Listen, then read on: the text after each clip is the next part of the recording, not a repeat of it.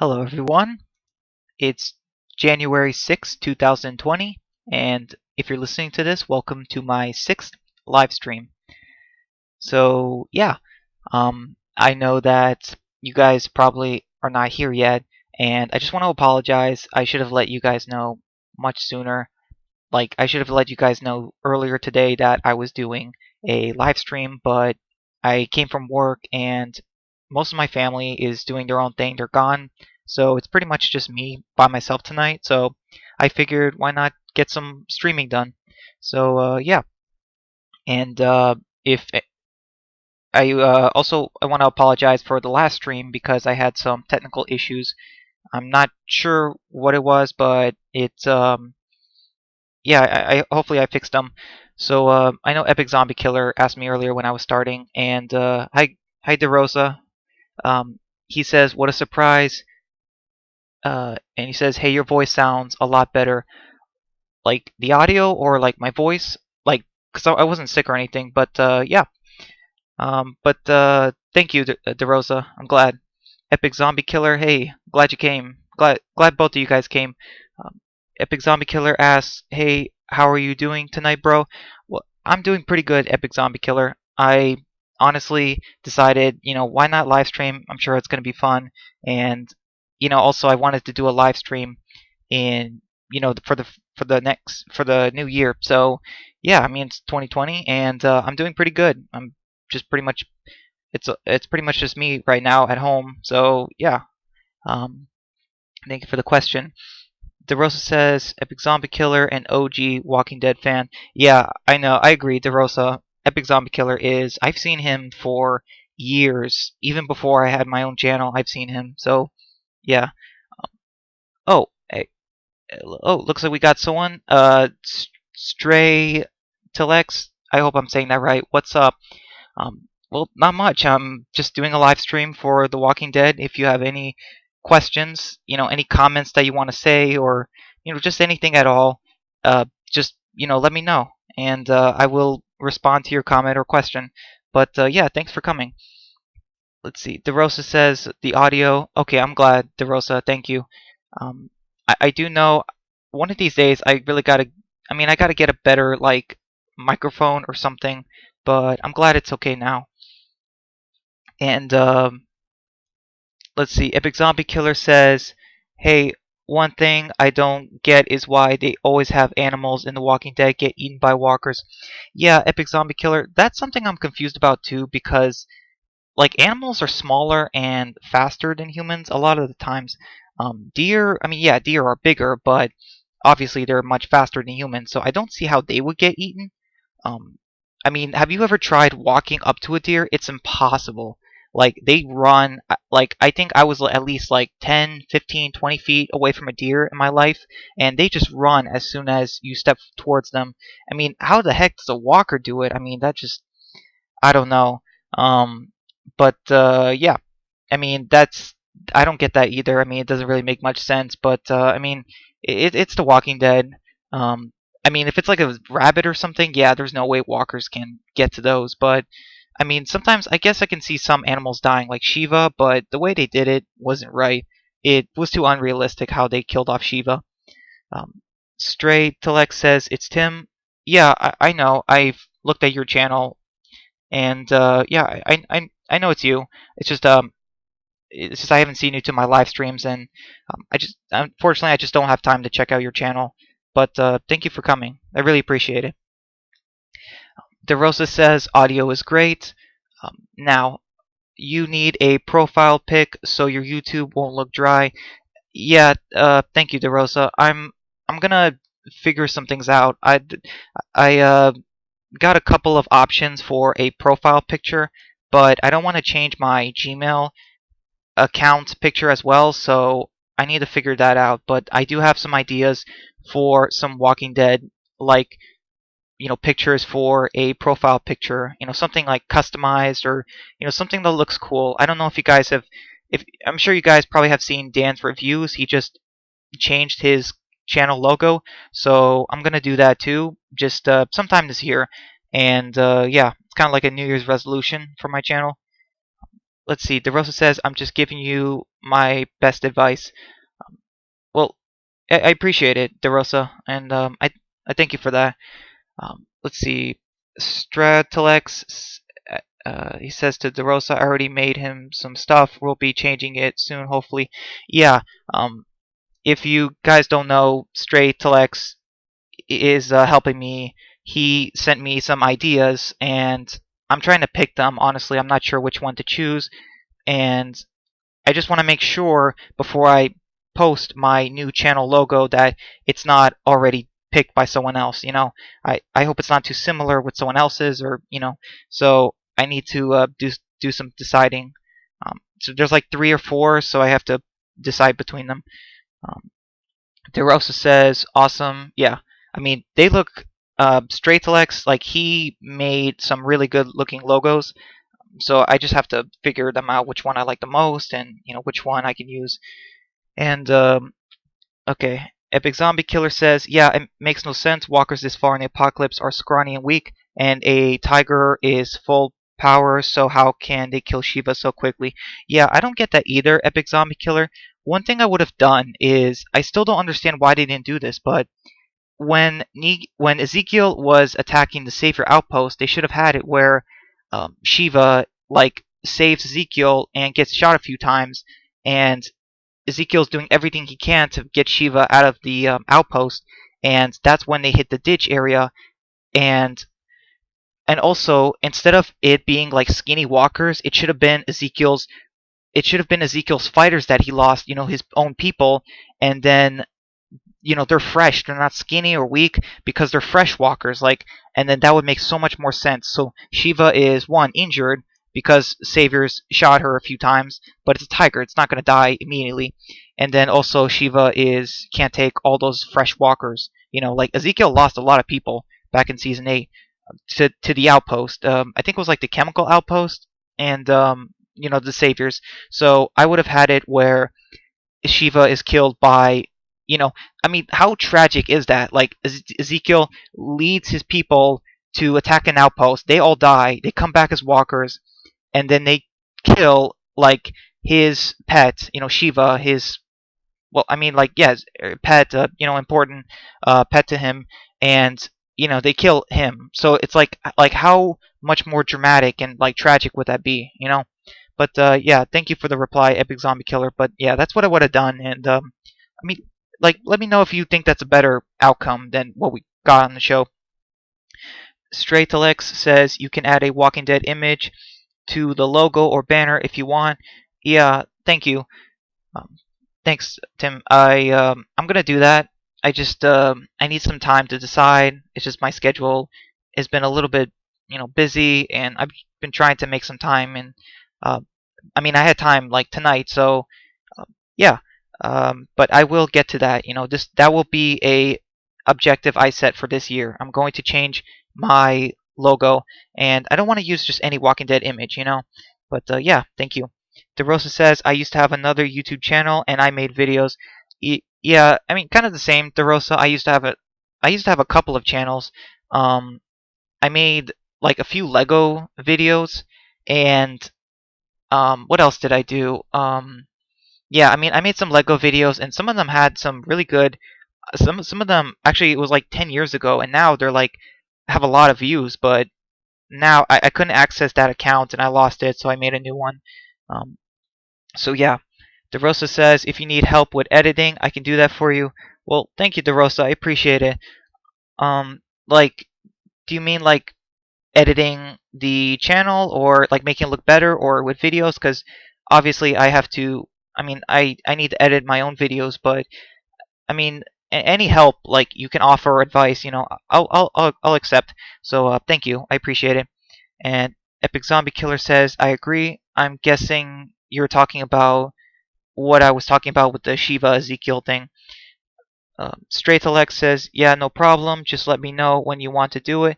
Yeah, thank you, Tim. I'll let you know when I want to change my logo, and when it'll all work out. But yeah, thank you. I appreciate it. Everything you've done. Epic Zombie Killer says, same with horses. They're such big animals, and it makes no sense how walkers can take them down so easily. yeah, even in Fear the Walking Dead, we constantly see horses getting taken down by walkers and eaten, and like it makes me sick. Not like an animal is dying sick. It's just it gets so annoying. Like how many times can you show in a story or in The Walking Dead a horse, a horse getting eaten? That's just it just feels like they're doing it too much. I mean, we knew Dwight wasn't gonna die. Anytime they kill off a horse, we know the character is not gonna die. It's just I don't know. It's just gets a little bit ridiculous. Um, but yeah, I mean, it makes no sense. Horses are big animals. I mean, Shiva, like the walkers can kill Shiva only in a way that I described it, where Shiva's already injured and Ezekiel's people are walkers and they're strong and fresh walkers, so that's why she can't, you know, kill them as easy as with skinny walkers. And all right, DeRosa says editing the videos. Well, I mean, I appreciate it, DeRosa, but I feel like I need to edit my own videos. If you don't mind.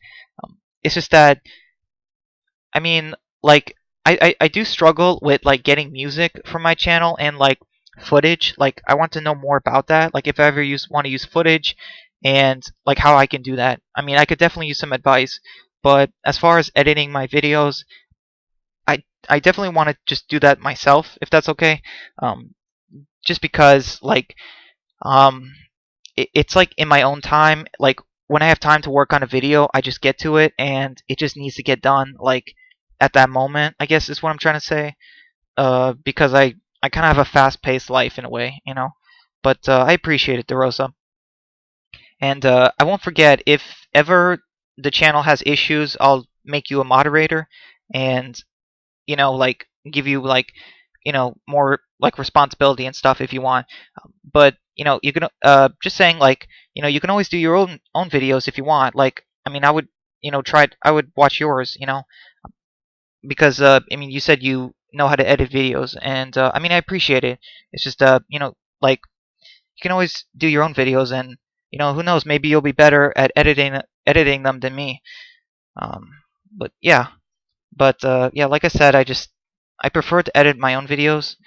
But I mean, I could like you know, I mean, we'll see. But yeah, Straight Alex says maybe Thursday we can get the email situation figured out. Yeah, maybe. Because oh, you said Gmail, not email. Yeah, because I don't want to change it because I have important stuff on my Gmail email, and I just don't want people to like connect my YouTube with the Gmail account.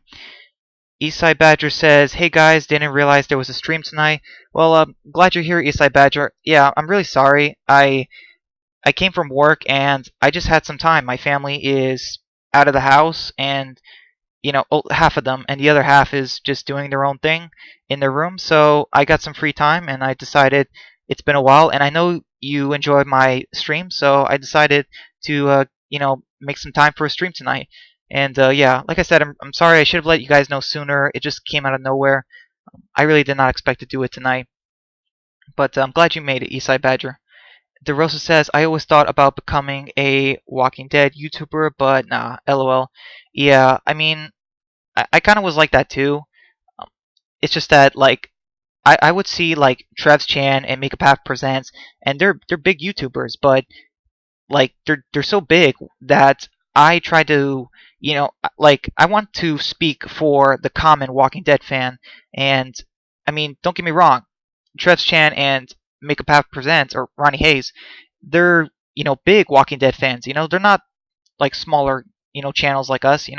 Um, and sometimes like they I mean like they make some good points here and there, but I like to think that we can be more honest in these small channels because I mean with big channels like that like theirs maybe you know and plus like Ronnie Hayes is doing like other things in The Walking Dead, but I don't really want to do that for my channel. I want to focus like primarily on Walking Dead.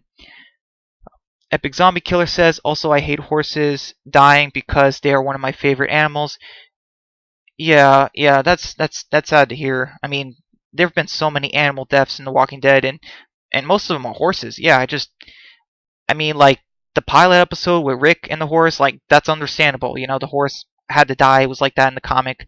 But why did Scott Gimple have do you remember back in season 5 where Aaron was chasing that horse and it just died? Like, I don't really get that reason, why they killed off the horse there. Also, the Whisperers killed like 2 horses back in the second half of season 9. I think that was also something. And in Fear, they killed off a horse as well. So, um, yeah, I mean, they're killing off horses like crazy. I mean, it's like the doctors. If you're a horse or a doctor in The Walking Dead, you're gonna die. It's just, man, that stinks. I mean, Epic Zombie Killer. I mean, maybe I hope you're I hope you're a fan of Ken, because I think he was the only person in The Walking Dead to actually save a horse. And if you don't remember who Ken is, he was that young man from he was that new character introduced in the beginning of season 9, and like in the premiere, and he died on the road with Rick, and he was trying to free the horses. So, and I think he did, but yeah, he died, and yeah, I mean, I talked more about him in some of my earlier videos, but uh, I think they could have done more with that character, but I mean, he's the only one to save a horse. Like, that's just crazy. Like, everyone else in The Walking Dead just loses their horse. Um, but yeah, thank you for the comment. DeRosa says the day I become a moderator will be awesome. LOL. Yeah, I'm thinking about it, DeRosa. I mean, as long as it doesn't get so bad around here, and I don't think it will.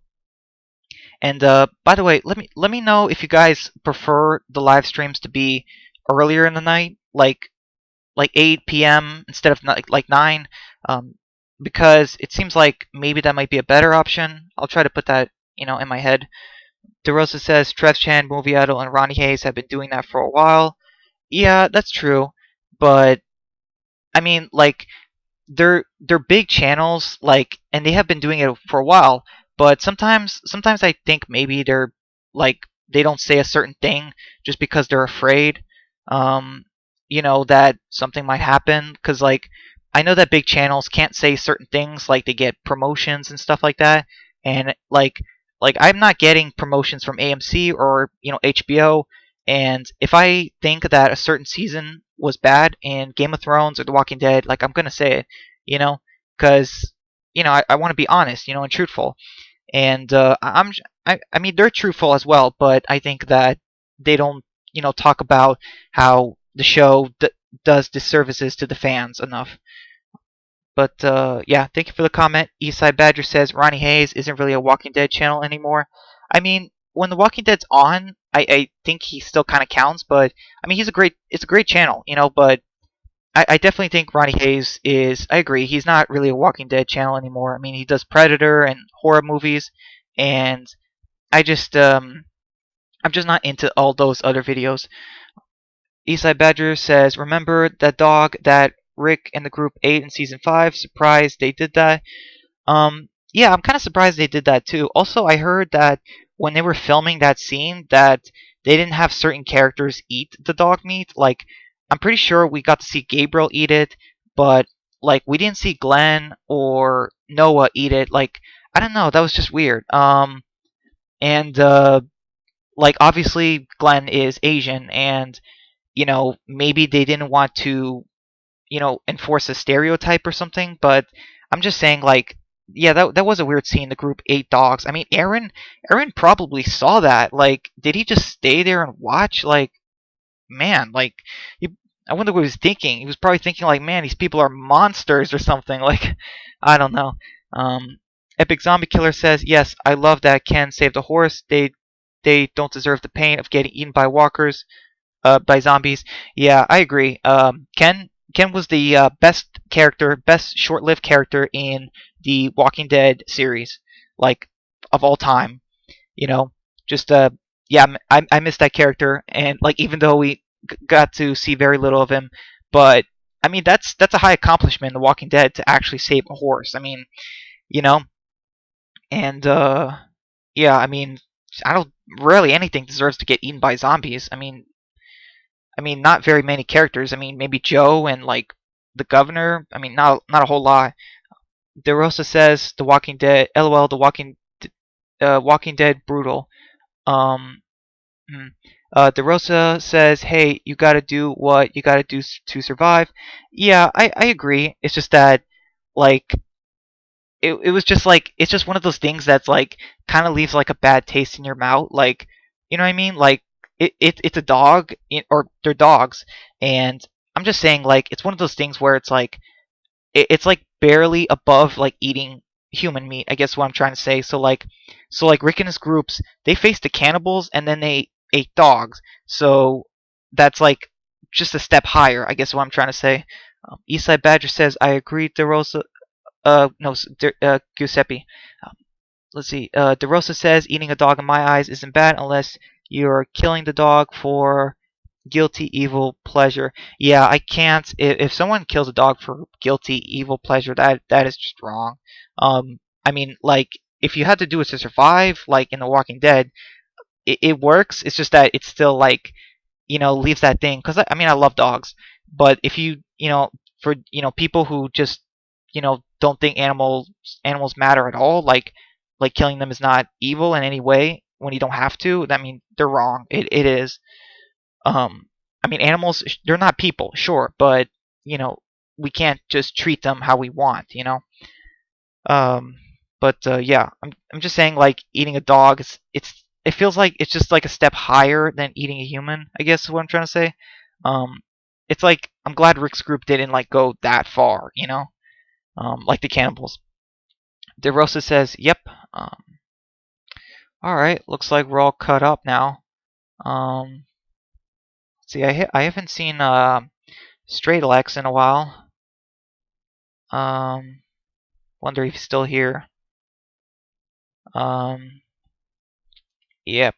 Um, oh, Straight Alex says burgers. I love burgers. They are my favorite food. Um, yeah, my dad makes like the best burgers ever. Like, it's even better than like Five Guys and like chili burgers, like whatever. Just I love cheeseburgers. They're the best.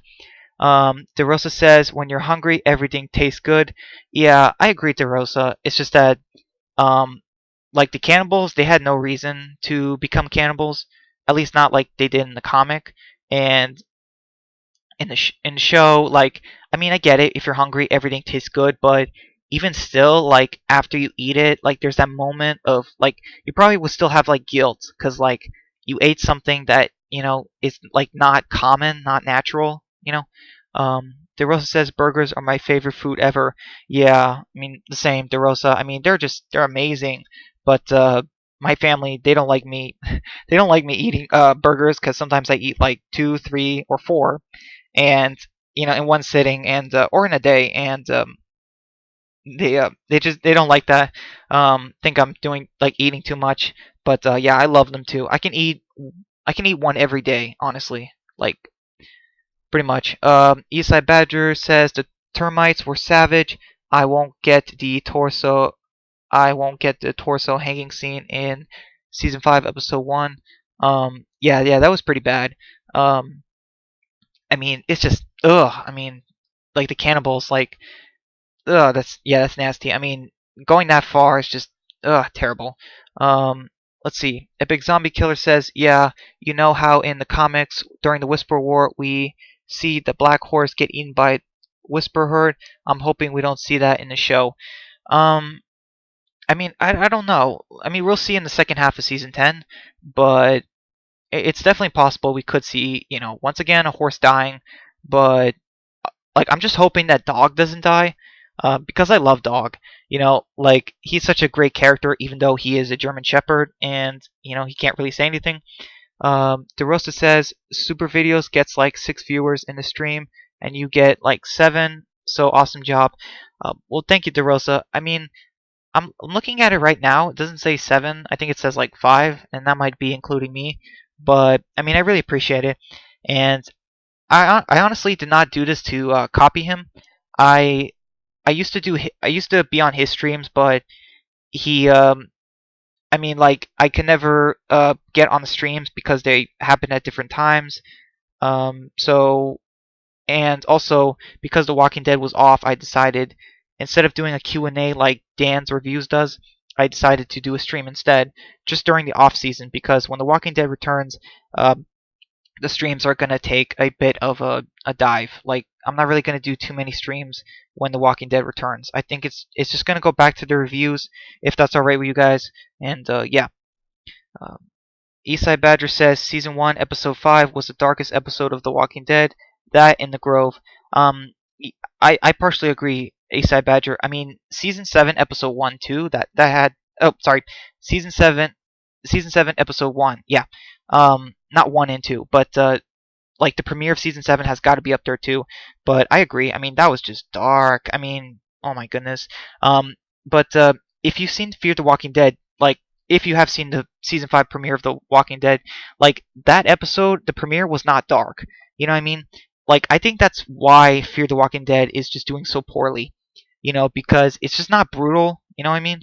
Um, like, we get great episodes like No Sanctuary in the Grove, and then we get Fear the Walking Dead, and it should have like the same budget, you know, as the main show did during that time, but it just doesn't. You know, it just doesn't deliver, and that's just sad.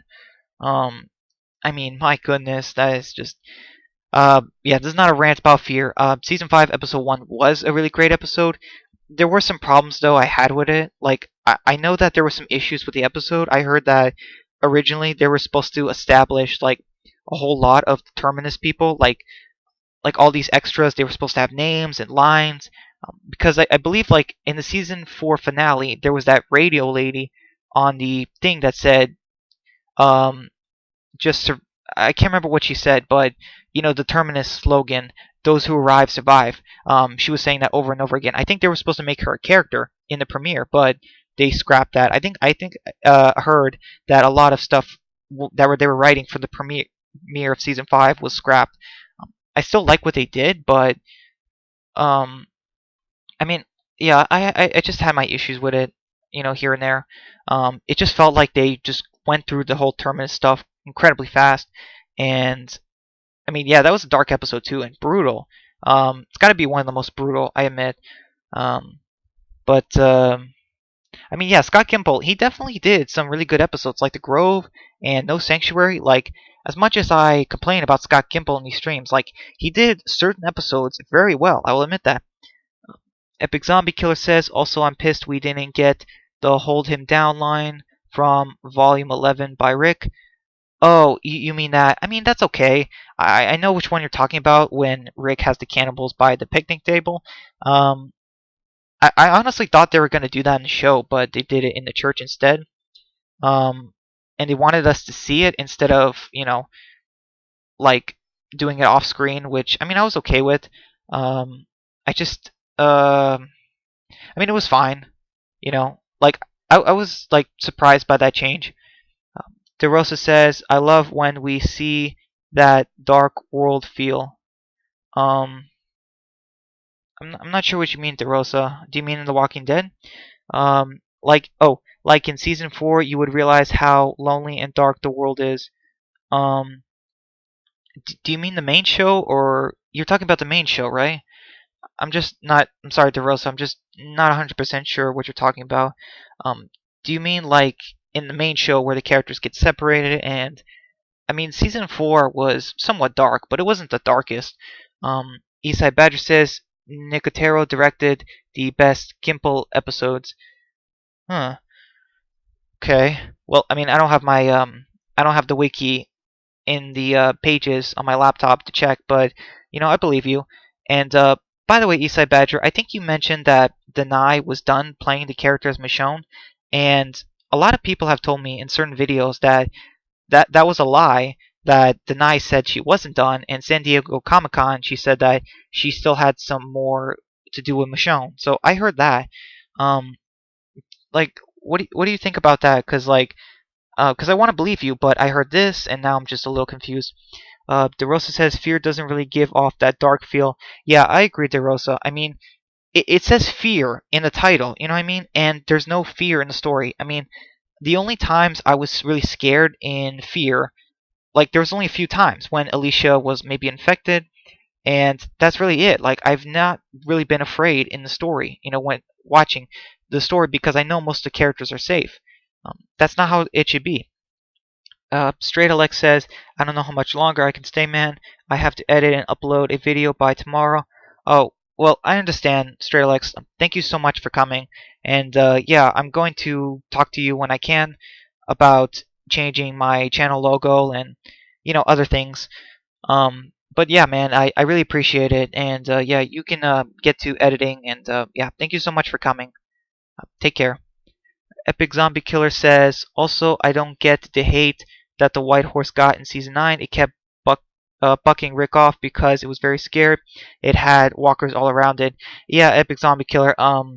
That's just because Rick is the main character, and a lot of people love him, and because that white horse kicked off Rick, Rick fell on barbed wire. Not barbed wire, on a piece of rebar, and that critically injured him. And people hate that horse because of what happened with Rick. And plus, it also Rick fell off too, and the horse kept going in the woods. So, I mean, if it's an animal and something happens, like you can have an animal scratch like a character in the story or bite a character in the story, and people will hate that animal. It's just one of those things where um, after that, the fans just like the character more instead of the animal. Um, but yeah, I mean, I kind of, I wasn't like hating the horse when it did that, because I was honestly thinking, I'm like, wow, is that like karma or something? Because like Rick, left the horse back in season one, to get eaten, and then this horse like leaves him to get eaten. Like I'm just saying, like was that like a sick karma thing or something? I just don't know. But I mean, the horse survived, Rick survived. I mean, I guess so. Yeah, I'm not sure. DeRosa says they destroyed Daniel's character. Yeah, I agree, DeRosa. And you also say he was before. Yeah, I agree. Um, and if you're wondering, I don't curse on this channel. And you guys, as long as you guys don't say large curse words, I that's perfectly fine with me. You can say things like that. Just please don't no large curse words at each other. Obviously, and yeah, just nothing big, like no big curse words, please. But yeah, I agree. Daniel was one of my favorite characters in Fear the Walking Dead, and he was so interesting.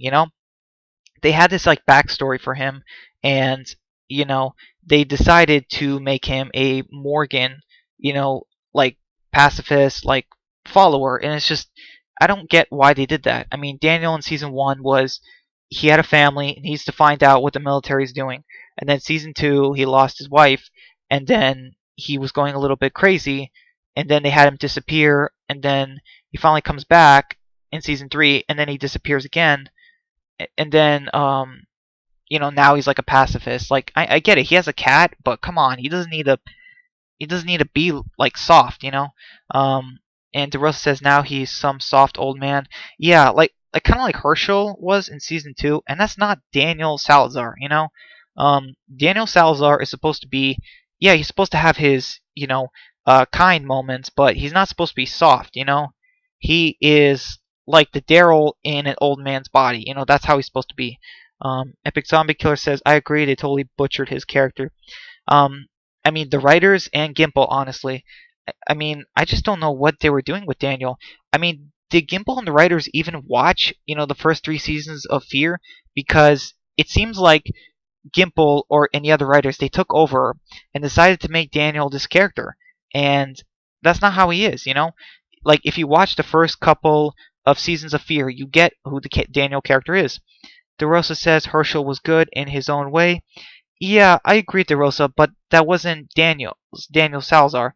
Um, you know, he's not supposed to be that character. Herschel in season two was a nice old man. And then season three he learns to get tougher, but he's not like Daniel was in season one to three. He's not that kind of character.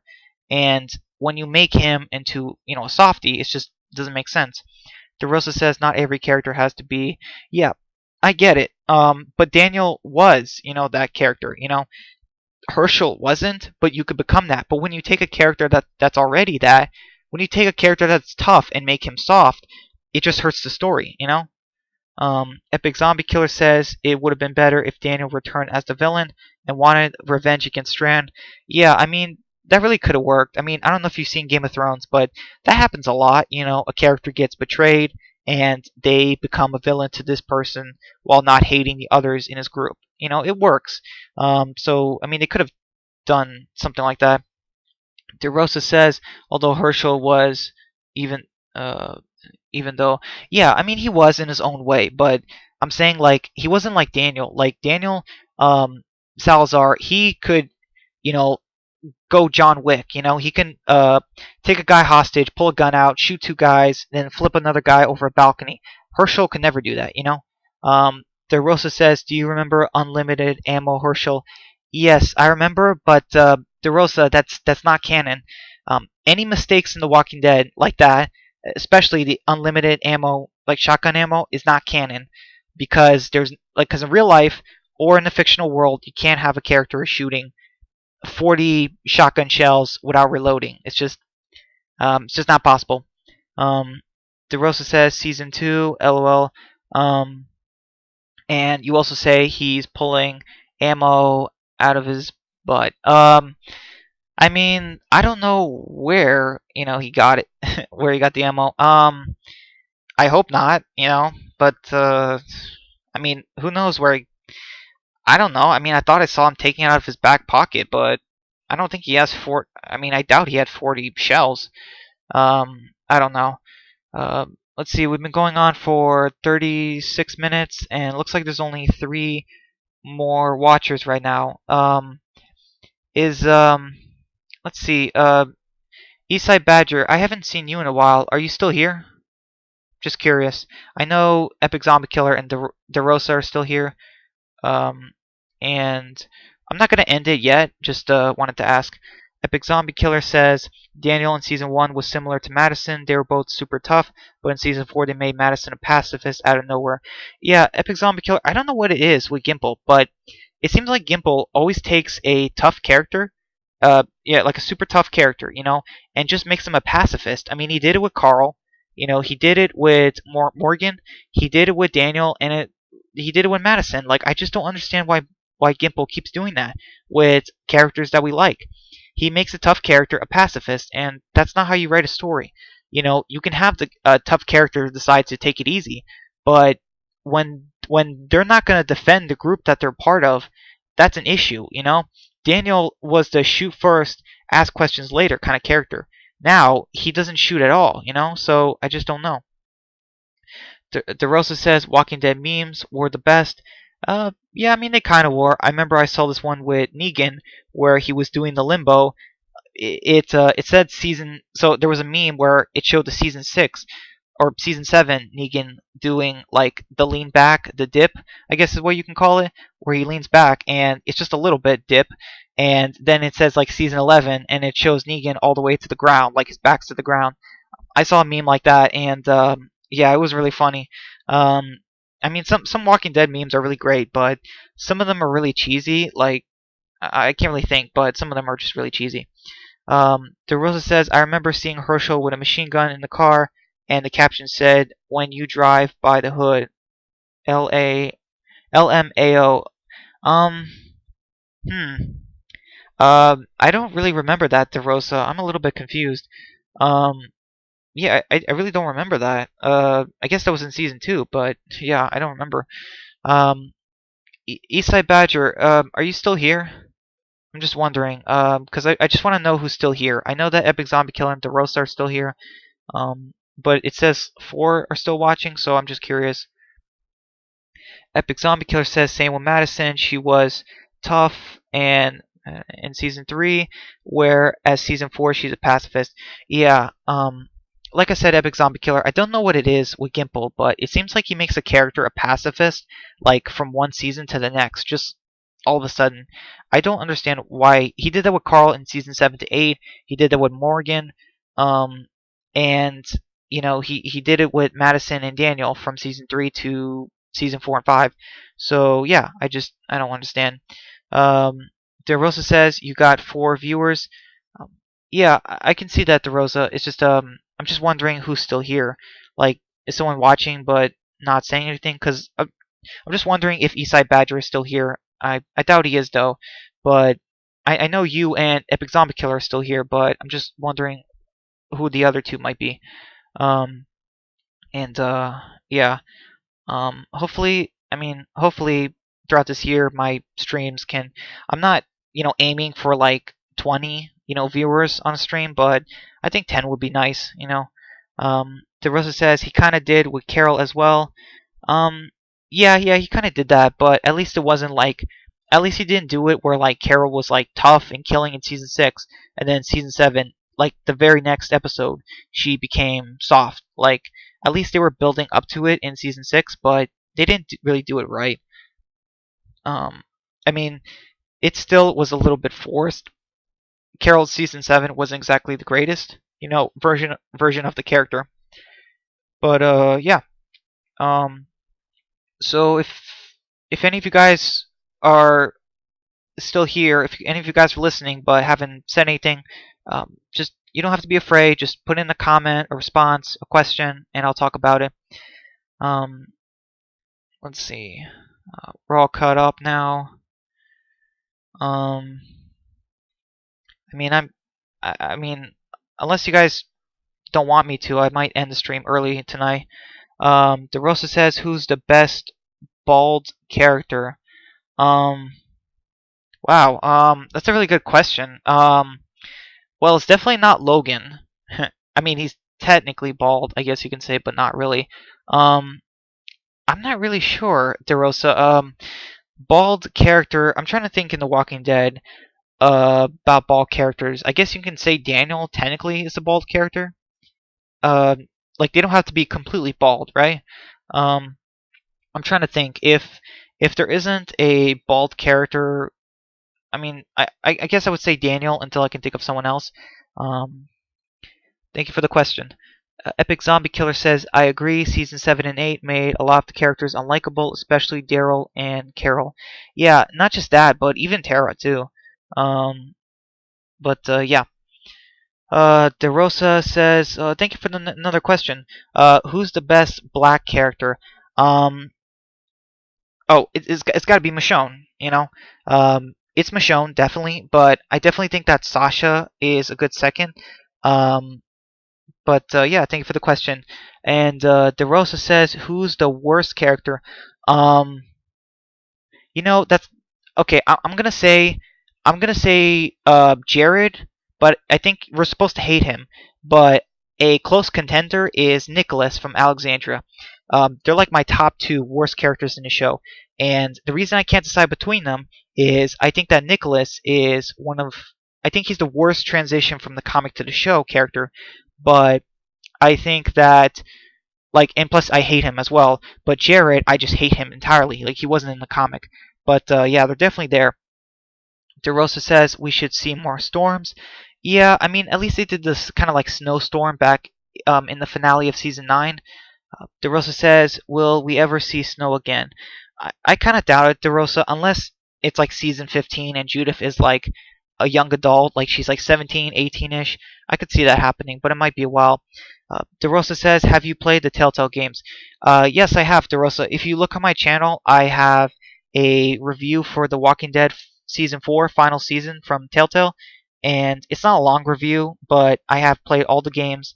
And I also did a teaser breakdown for The Wolf Among Us Season 2, which is going to be made by Telltale. Well, it's currently being made by Telltale, and it's going to come out next year. And I did a teaser breakdown, and I love that series too. And yeah, I am also going to review every episode when it comes out for the channel. But yeah, I have played the Telltale games, but The Walking Dead and Wolf Among Us are my favorite. Epic Zombie Killer says Jared. Yeah, he's definitely up there somewhere. I mean, Jared is. I would say Jared and then Nicholas. I'll just say that. But Nicholas is very close. Like he's almost number one. Um, DeRosa says, "Who's the most underrated character for me, Tyrese?" Um, I'm not really sure, DeRosa. I, definitely not Tyrese. Underrated is like a character who did a lot, but they died and never got like recognition. So I'm really not sure. Um, I'm really not sure. Sorry, DeRosa. Underrated. I mean, there's a lot of characters I think that should have gotten more time on the show, but as far as characters who've done a lot but don't have the love of the fan base, I'm just not sure. But thank you for the question, and thank you for all these. I really appreciate it. DeRosa says, "Who's the most hated character?" Um, do you mean my most hated character, or because I said it's Jared, and then it's like Nicholas, and you know, I mean Negan is definitely somewhere around there, but I also kind of like him. But a part of me like still wants him dead. I guess like I don't hate him like as much anymore, but I definitely still want him to die at some point because of what he did to Glenn. DeRosa says, "Who has the biggest screen presence?" Oh, definitely Daryl. DeRosa. I mean, it's got to be Daryl. I mean, he's the moneymaker. He's the cash cow for AMC and The Walking Dead. I mean, it's him. It's got to be. DeRosa says, "For me, Negan." Um, yeah, Negan. Like, he's definitely like in season 7 and 8. He was definitely like. Actually, no. In season 7, he was definitely like my most hated character, like one of them. But then we got Jared, and he just went away like crazy. Um, I hated Jared so much, like with a passion, like especially what they had him do, which was so stupid, where he killed Benjamin. Like that was some of the dumbest writing I've ever seen in anything. Just because it doesn't make sense, and it makes an already hated character even worse for no reason. Like just I don't get it. Epic Zombie Killer says, "My opinion, I don't understand all the love that Kenny gets. I love Lee more than Kenny." Oh yeah, you mean like underrated character, I guess. I mean, I like Kenny from the Telltale games, but I mean, I'm not gonna spoil it, but something happens with him in season 2, and I make a choice, and he just like I don't choose him in season 2. Let's just say that. Um, Kenny he's all right as a character, but he has his issues. Lee didn't really have his issues, at least not like Kenny did. DeRosa says, "Whenever I see Negan, I smile. LOL." Um, I mean, I don't really, but I do laugh sometimes with Negan, or kind of smile, but not all the time. I didn't care for Negan back then, but now he's one of my favorite characters. Um, let's see. Like, yeah, I mean, I hated Negan before, but he's definitely like, I wouldn't say he's one of my favorite characters, but I definitely think he's one of the more interesting characters right now. So I think he's one of the most interesting characters we have left. And another question from you, DeRosa. What if Benjamin survived? I would have loved it if Benjamin survived, DeRosa. I mean, I just hated it that Scott Gimple once again introduced a character into the show, made them interesting, relatable, and then just killed them off for shock value in the same season they're introduced. And plus, he's still alive in the comic. I just don't get why they do that. And plus, like, we just lost Glenn and Abraham. Like, I feel like they could have kept Benjamin around longer and maybe had him be like a mainstay character. I mean, like we hardly have anyone at the kingdom, or from the kingdom. I mean, there's Ezekiel and Jerry. Like that's really it, that we remember well. So I feel like we could have used like another character, and I think it should have been Benjamin. I think it would have been interesting to take Benjamin as a character, and sure, maybe he's unskilled and skilled at fighting at first, but give it a few seasons and give him some development, and then eventually he becomes a different character, but similar. And if he was still alive, he would be a lot tougher. Just I don't get why Scott Gimple didn't do that. I would have done that. But thank you for the question, DeRosa. Characters like that, Benjamin, like they really make me talk because I don't get why Gimple does that because there's a lot of potential in keeping a character around longer and building them up. Epic Zombie Killer says, "I just don't get it. Kenny gets more love than Lee and Clem." Yeah, I don't get that either. Epic Zombie Killer. Lee was better than Kenny, and Clementine is definitely better than Kenny. We've had Clementine for so long. I love Clementine. I really cared about Lee. Kenny, I do care about, but he has his issues. And I just think that he's dangerous at times and untrustworthy. I just got to be honest. DeRosa says Carl's death and Morales' death are the most frustrating.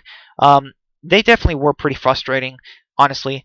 I mean, Carl's death it was like the last straw. The Morales death, okay, actually, Carl's death and Morales' death were both middle fingers to the loyal fans who have been watching the show from the very beginning. I mean, they killed off 2 season 1 characters just like that. Like we didn't matter. We had no say. like even the comic, just completely disregarding it. And we deserve better, and so did Chandler Riggs. As far as Morales, I mean, they brought him back just to shut up the fan base, and still the fan base is not shutting up.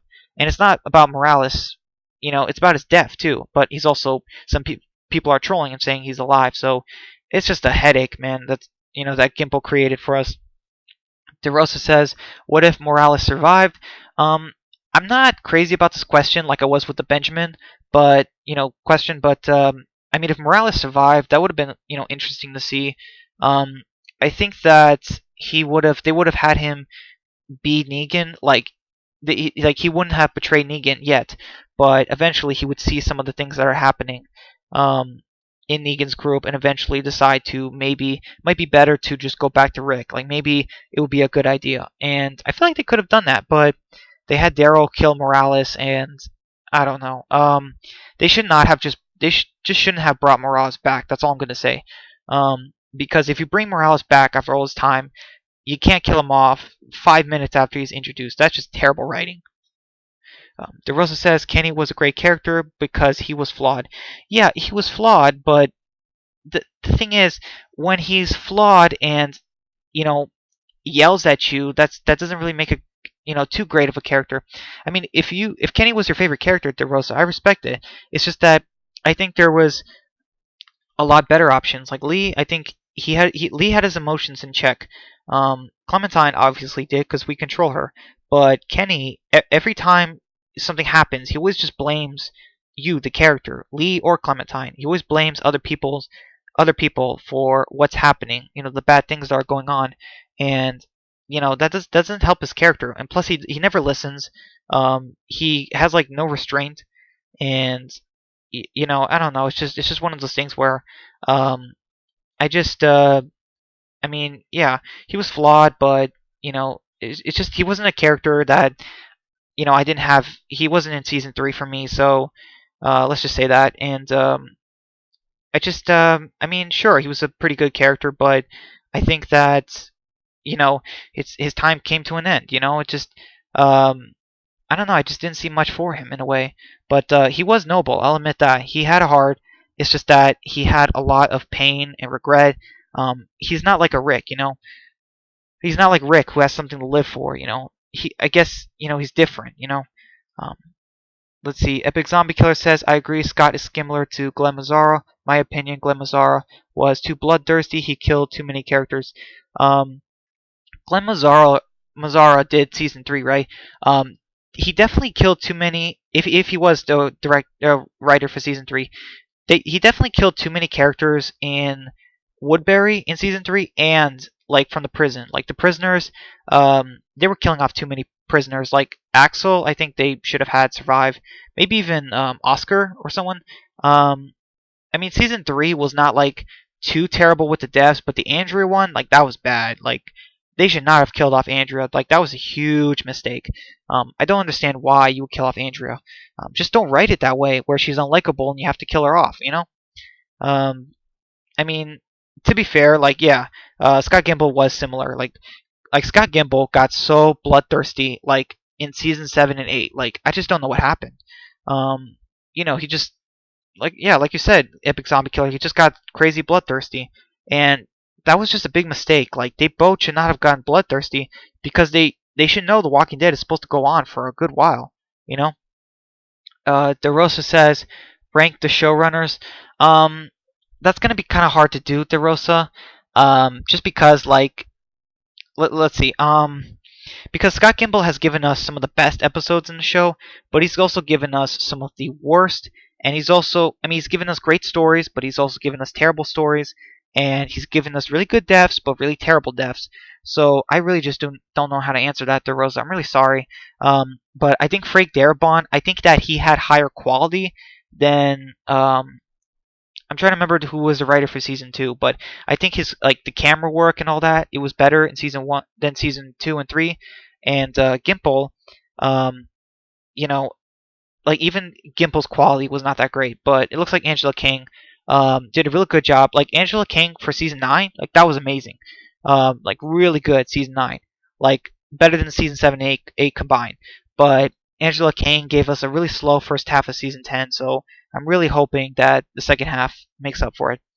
Um, but yeah, thank you for the comment, Rose. I'm sorry I can't really do it at the moment. It's just a hard question because both of them, all the showrunners have done a lot of good and a lot of bad, and I'm not sure how to rank them. Plus, some of them have, like Gimple, wrote the show the longest. Epic Zombie Killer says, I mean, he killed off too many characters: Andrea, Merle, T-Dog, Lori, the prisoners. Yeah, Epic Zombie Killer, I agree. To be fair, like, okay, the Andrea one I cannot defend. The Merle one I'm not quite sure. It's kind of hard to explain. T-Dog, like T-Dog, they definitely should have kept longer because they promised. I think he promised us that T-Dog was going to be used more, and he lied. So I think that Andrea and T-Dog were both mistakes. The prisoners, I think that he should have kept at least like at least one prisoner, around. And as far as Lori, I did think it was a mistake at first, but looking back on it, I really enjoy. Because Lori's death is one of the saddest in the show for me. It's still one of the few deaths I cry at just because the acting is so amazing and it's such a nostalgic scene. So, as far as Merle, I think it was kind of the right decision. As far as Laurie's, I was fine with it. The prisoners, all of them except for one. But Andrew and T Dog were definitely mistakes. They should have kept T Dog around just a little bit longer because no one remembers him just because they think of Laurie's death. Also, like, every time they celebrate Judah's birthday, like, think about this. Every time they celebrate Judah's birthday, they're also celebrating T Dog's and Lori's death, like, in a way. I mean, that's just crazy. And she's 10 now, like, so it's been 10 years, so that's just crazy. Um, yeah, let's see. We have been going on for 56 minutes now.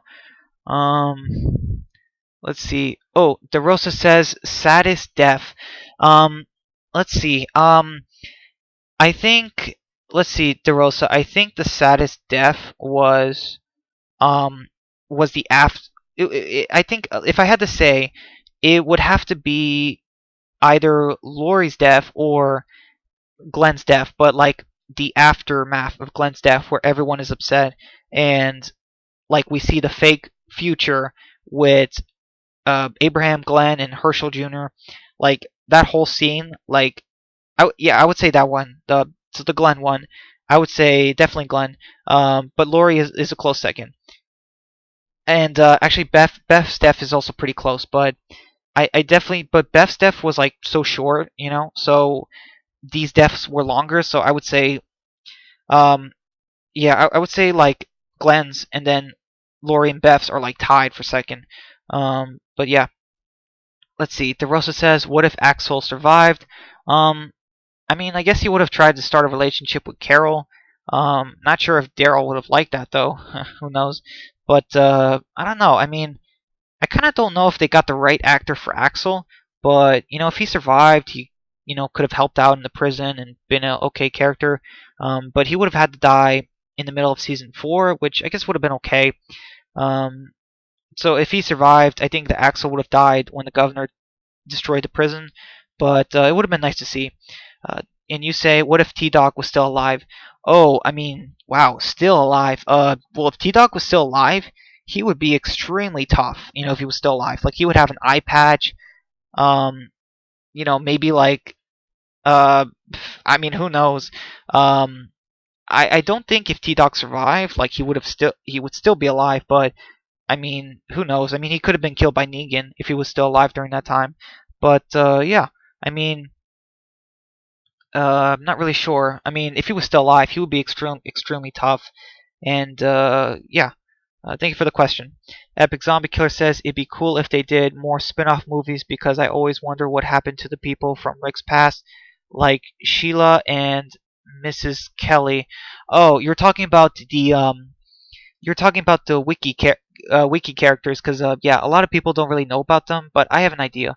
Um, Also, didn't he have a coworker, Officer Lambert or something? And I think even the actor said that he thought his character was still alive or something. Um, but yeah, I mean, as far as like spin-off movies, as far as those characters from Rick's past, I mean, they're dead. They just got to be dead.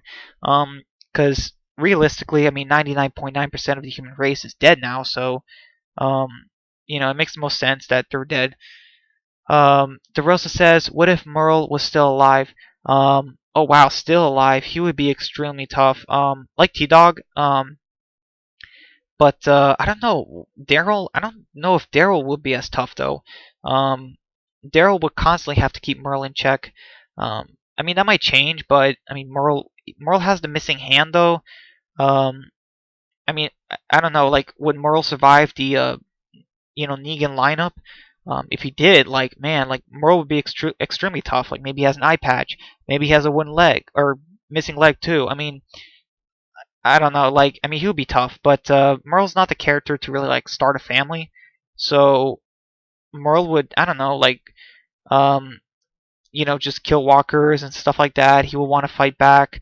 I really don't know what they would have Merle do. That's hard to say, just because it's been so long. But thank you for the question, DeRosa. Yeah, if Merle was still alive, I mean, he would just, I guess, be in Alexandria, and I don't know if he would have joined the Sanctuary, but he wouldn't betray Daryl. That's one thing, and he would definitely like fight, crazy. DeRosa says Merle versus Abraham. Um, that's really tough to say, DeRosa. I'm guessing I'm gonna go with Abraham just because Abraham is taller and has more weight, and plus he is also in the military too, um, or at least was. So I'm gonna give this to Abraham. I mean, yeah, you could say that Merle has the hand blade, but I think Abraham can get around it, and yeah. Hey Dan, he says, "Hey guys, glad you made it. Sorry, Dan, I came home after work and I had some time and I decided to do a live stream. Um, I was really not planning this, but I'm really glad you're here. Um, honestly, like we can use some more replies because it seems like we're drying out a bit. But yeah, Epic Zombie Killer says, "Thing is, it's crazy knowing that after T Dog left Merle on the roof, that would be the last time they saw each other." Oh yeah, I mean that is crazy. I mean, I can't even think like the last time Maggie and the last time Maggie and Beth saw each other was when they were running, when the prison was being attacked by the governor and being destroyed. So, I mean, it's just that is crazy. Um, yeah, that's true because T Dog was the last one to see Merle back in season one, and then all that happened. But yeah, man. DeRosa says, "I'm trying my best to carry the stream, lol." Well, thank you, DeRosa. I mean, I really appreciate it. Um, I just, I just wish more people could, reply to, just to mix it up. And, yeah. Um, let's see. And DeRosa says, "And making chicken wings." Okay. Well, I hope you enjoy them. Not a really big fan of wings. They're not really my thing. Like I said earlier, I'm more of a cheeseburger kind of guy. But I mean, wings are good. You know, just not spicy though. I cannot stand spicy, and neither can my brother. Um, pretty much most of my family actually, we really can't do spicy wings. Um, yeah. So if you guys, let's see. I mean, yeah, we've been going on for an hour and 3 minutes. We still got plenty of time if you guys want. I know that Dan's here. If you have anything, that you want to ask me, um, just go right ahead, shoot. Because I'm all ears. And yeah. Epic Zombie Killer says the last time Beth and Maggie saw each other was by the prison bus, which was sad knowing what happens. Yeah, that's really sad, Epic Zombie Killer. I don't know what they were trying to do with Beth. Like, were they trying to make her tougher without her family? Because they did that, and then they just killed her off. I just don't understand that. I mean, the last time, yeah, and Maggie left Glenn on the bus too, and also, when I saw that, I thought that Beth was going to die because I thought that Beth was going to go back for Judith, and we were going to get that moment from the comic where Lori dies with Judith, but it was going to be with Beth instead. So I thought we were going to get that, but they didn't do that. I'm glad, but a season later, Gimple kills her off, so it's mixed. Dan says I'm a pizza guy. Yeah, I love pizza too, Dan. It's I would say it's like maybe my third favorite food, just behind cheeseburgers and spaghetti. But I love pizza. But yeah, Um, Dan says, "Do you think that Rick could return for the series finale? Maybe." Um, I don't know, Dan. That's a really good question because AMC, they really need to establish whether or not they're going to end the Walking Dead main show. I mean, if they end the Walking Dead main show, are they going to finish up with Fear? Are they going to also maybe finish up with The World Beyond? Because it hasn't even started yet. And I don't know, like, I mean, The World Beyond could go on, past The Walking Dead, not as far as seasons, but as far as our time. And I'm not sure. I mean, Andrew Lincoln said he didn't want to return, and I kind of believe him. I mean, Gimple already said that Andrew Lincoln's going to do 3 movies, but I think they're going to do 2 movies and then bring Rick for the final season. I definitely see that happening more likely. I think that AMC will probably do everything they can to get Rick for just like the final season. And this will be crazy, but can you imagine if Rick comes back to Alexandria after all this time and Judith asks, "Who are you?" Like, what would your reactions be if that happened? Like, not the final scene, but like if something like that happened, because Judith, unless she's been watching the recordings with Rick on Gabriel's camera, I don't really, know, um, how that's gonna work in the show because I mean, yeah, Rick could return, but AMC, they need to end The Walking Dead because they're gonna milk it dry. Unfortunately, I see that happening, but maybe they have the common sense to eventually end it. Uh, DeRosa says, "Do you know who George Drake is?" Kind of, DeRosa. I know he kind of does spoilers. I watch his videos, and I even comment sometimes, but not too often. Sometimes he does spoilers, so I don't really want to go into that. But yeah, I do look him up on YouTube. Thank you for the question. Dan says, "Hopefully it will continue past season 12, but it being the last season sounds right, unfortunately." Um, I mean, it's definitely possible, Dan. Like season 12 would in a way be a good send off for The Walking Dead, just because AMC has so many other shows and movies to do, and especially for The Walking Dead too. Um, and also like I can see Norman Reedus sticking around past season 12 a little bit, but I can't see Melissa McBride, Carol. I cannot see her sticking around past season 12. And AMC probably is thinking like we should probably end it at season 12. Um, Dan says, Giuseppe, yes, love his videos. Um, oh, you're talking about George Drake. Yeah, I mean, I like I like his content. It's just that he doesn't, I don't know, I don't think he updates, I'm not, sorry, not updates, uploads too much. And sometimes I think he does spoilers, so I didn't want to get into that. But I think he made one where like what if Negan dies this way? And I really like that video because I thought about it too. Um, Epic Zombie Killer says, "Hey, how do you think Rick would have reacted to Jesus' death?" Um, Honestly, I don't know. I mean, Rick hasn't seen any of these characters in like 7 years, so it's really hard to say if he. I mean, besides Michonne and Judith, um, like I guess Daryl too. There's not a whole lot. I mean, Rick and Paul never really. I don't think they've ever really gotten like close, as far as friends. So I think that he wouldn't be too shocked, Epic Zombie Killer, if that makes sense. Because Rick and Paul, they never had really much scenes together. Obviously, I guess Gimble's writing. I don't recall, too many scenes with them, but they should have had some because I know there was in the comic, but they didn't do it in the show, and that was a mistake. DeRosa says AMC needs to stop milking the show before it becomes a disaster. Yeah, I agree, DeRosa. I mean, it's funny. Like I get called out, or people get called out for hating the show. Like if you don't like it, you don't have to watch it. That's not it. Like we want the show to end well, but if it gets milked so much and the quality goes down, then the last season is going to be terrible, you know. So yeah. And you say I don't want that. Yeah, I don't want that either, DeRosa. I want the Walking Dead main show, to end with good quality and dignity, and I'm just hoping AMC understands that. And yeah. Um, all right. Let's see. Looks like we're all caught up again. I'm gonna take a sip of water while some more replies come in.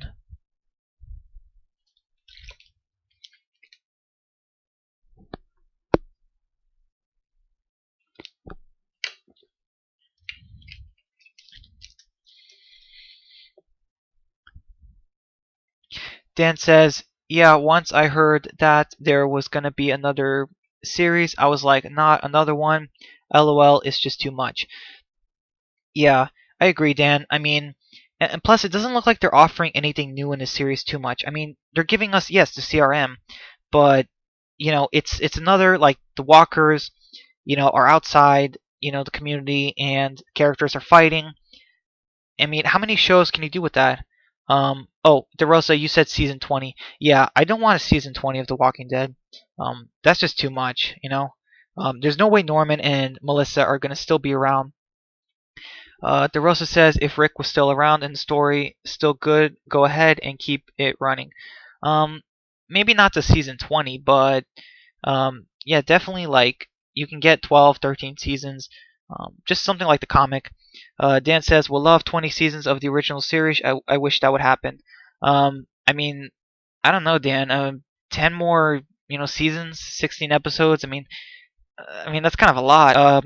They would have to go past the comic material so much. Um, DeRosa says until season 30 for all I care. Oh my goodness, season 30. I'm sorry, I'm just getting a little like nauseous.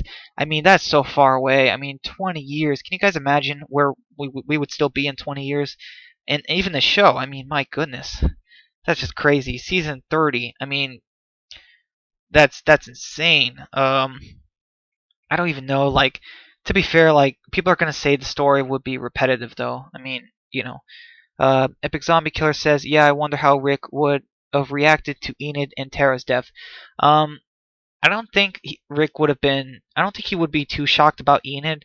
Tara maybe so more because, um, Rick and Tara had actually some scenes together, and yeah, I don't know why Rick and Enid never had any interactions. I don't think they did, but yeah, they should have.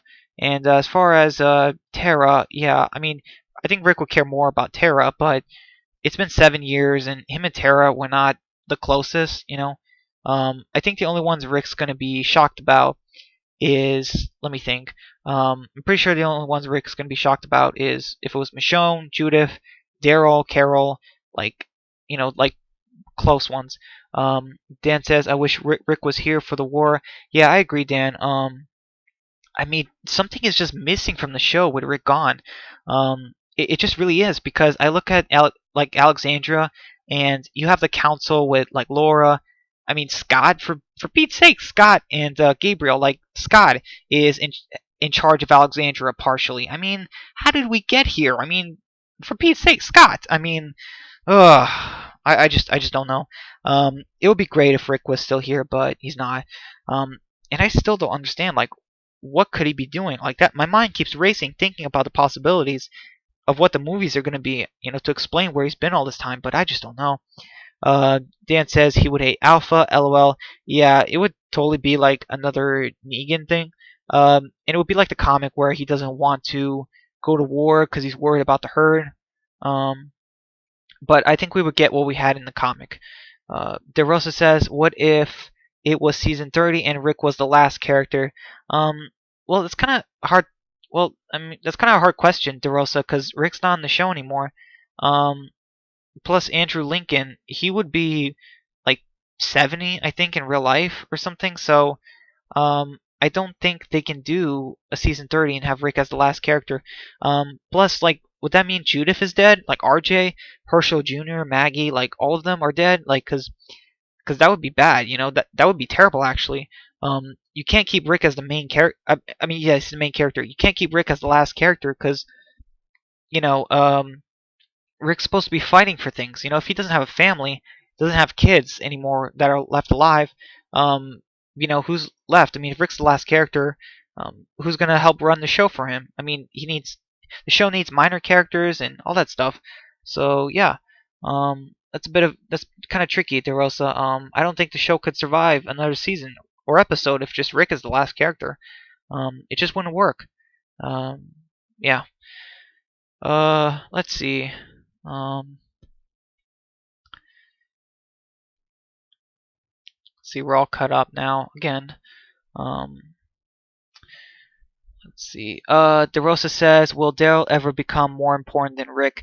As far as like popularity, I mean, he kind of has already. Daryl has had more screen time than Rick, and I don't know. He might have more kills, honestly, than Rick. Who knows? But as far as more important in the show, kind of like he's there. But as far as like the entire Walking Dead fan base, I think the thing is, Daryl, he's still just a character that was never even in the comics, so um, it just wouldn't work. As far as being more important than Rick, yes and no. I think that some fans don't want to see that happen, but in a way, it could happen. It depends how much longer Daryl's going to be on the show. But Daryl will never be Rick exactly. I guess what I'm trying to say. Epic Zombie Killer says, I agree. I will agree. The Walking Dead is a little repetitive. They're on the road, find communities, go to war, then go to war again. Yeah, Epic Zombie Killer. And also, not just that, but ever since season 5, they've just been running into more groups and more communities and going to war. I mean, since season 5, like that's half the show, you know? So, like, they haven't been, going on the road that much because they stayed in Alexandria mostly, but it is becoming a little repetitive. I mean, all stories become repetitive eventually, you know? Um, so, I mean, all stories have to come to an end. It's just how it is. Dan says Andrew Lincoln as a 7-year-old man would still be kind of epic, though, to see him survive this far. LOL. I mean, kind of, yeah, Dan, but I don't know. I can't see Andrew Lincoln being okay coming back. 70 years old. I kind of don't see it. But I mean, what would he even look like at 70? I mean, my goodness. But I agree, Rick Grimes can't lead forever, unfortunately. Yeah, that's true, Dan. I mean, he couldn't even do it in the comic, and the comic you can do pretty much anything, because you could just draw the character. You don't have to, you know, have an actor get lines, write a script. I mean, you have to write a script, but you don't have to get the actor to rehearse it or practice it. You don't have to do any of that for a comic. And if Rick can't live forever in the comic, then he can't live forever in the show. Unfortunately, it's just how it works. I mean, you know, I really enjoy The Walking Dead, but it definitely could be. I think we could be near the end game. It's definitely possible. I mean, there's no more Rick. There's not even a Carl. I mean, some people will say Judith, but even she's gonna age like crazy, in real life. So they gotta make a plan for that. I just don't know. Um, but yeah, I mean, it's a good thing they chose Andrew Lincoln as Rick Grimes because I heard that the actor for Carter back in season 6 that he auditioned, to be Rick, and they didn't choose him. Instead, they brought him as Carter seasons later. And I'm so glad they didn't choose the actor for Carter because I cannot imagine, the actor for Carter being the Rick Grimes all this time. Like, I cannot see it. Also, I can't see John Bertel as Shane. I can't see him being Rick because I heard that he tried to audition for Rick. So yeah, I just can't see it. Andrew Lincoln is Rick Grimes. It's just how it works. If they ever reboot The Walking Dead in like 20 years, 50 years, I mean, maybe we could have a new Rick Grimes, but who knows? Um, Epic Zombie Killer says, yeah, I wonder if the writers regret killing Glenn. I mean, I hope so, Epic Zombie Killer, because I don't know why people disagreed with me on this, but people said that Glenn needed to die to move the story forward, but I highly disagree with them. Um, like Glenn's death was not needed for many reasons, and I'll explain them here while you guys write some more replies. Glenn was way more important in the show than he was in the comic, so killing him off could, be serious backlash to the show, and it was. And not only that, the majority of the audience were people like Glenn. They were young, people who were trying to start a family or guys trying to start a family and that kind of thing. So you basically killed your target audience through Glenn. And not only that, some people, I don't remember who, but someone said that Glenn needed to die to move Maggie's story forward. But Judith didn't die, and it moved Rick and Carl's story forward for several seasons. You know, like when Rick and Carl thought Judith was dead, for like a season, well, actually half a season, they became much more brutal, and then they got Judith back, but Rick was still brutal. Like when Rick killed the cannibals, he was still brutal. He didn't show mercy to them because he had a baby. He didn't do that. So killing Glenn was not necessary to move Maggie's story forward. Maggie still could have been the leader of the Hilltop with Glenn alive. Like there's a way you can write that in and have it make sense. And yeah, hopefully I didn't come off like a rant, but yeah, that's basically why I'm explaining why killing Glenn was a mistake. Plus, if Glenn was still around, like he could be at the hilltop with Herschel Jr. And Maggie could be at like the Commonwealth, and then we would still have a season 1 character. You know, Dan says killing Glenn was a mistake. Yeah, I agree, Dan. Even if it had to be Glenn, like did it have to be Abraham too? Like I just don't understand why they did the double death. And Scott Gimple should have known that Glenn was so important to the show. I mean, like this is not like it wasn't like in the comic. Like in the comic, Kirkman killed him off, and it made sense, because there was no one else who it could have been. But in the show, there were so many other characters who could have gotten that death. Um, I mean, I don't know. It just shouldn't have been Glenn. I think he was just too important to not only all the characters but to the audience too. And I think he was good for the future. I think having Glenn surviving, and maybe he would even have a beard now, and he would be leading the hilltop because Maggie's not there anymore, and he would be raising his 8-year-old son now. If he was still on the show in season 10, he would have an 8-year-old Herschel Jr. Like all of this stuff, like we could have seen in the show. I think if they didn't kill off Glenn. And it just makes me sad that they didn't do it. Because don't get me wrong, like I'm glad what Steven Yeun gave us with Glenn, but I think there could have been so much more.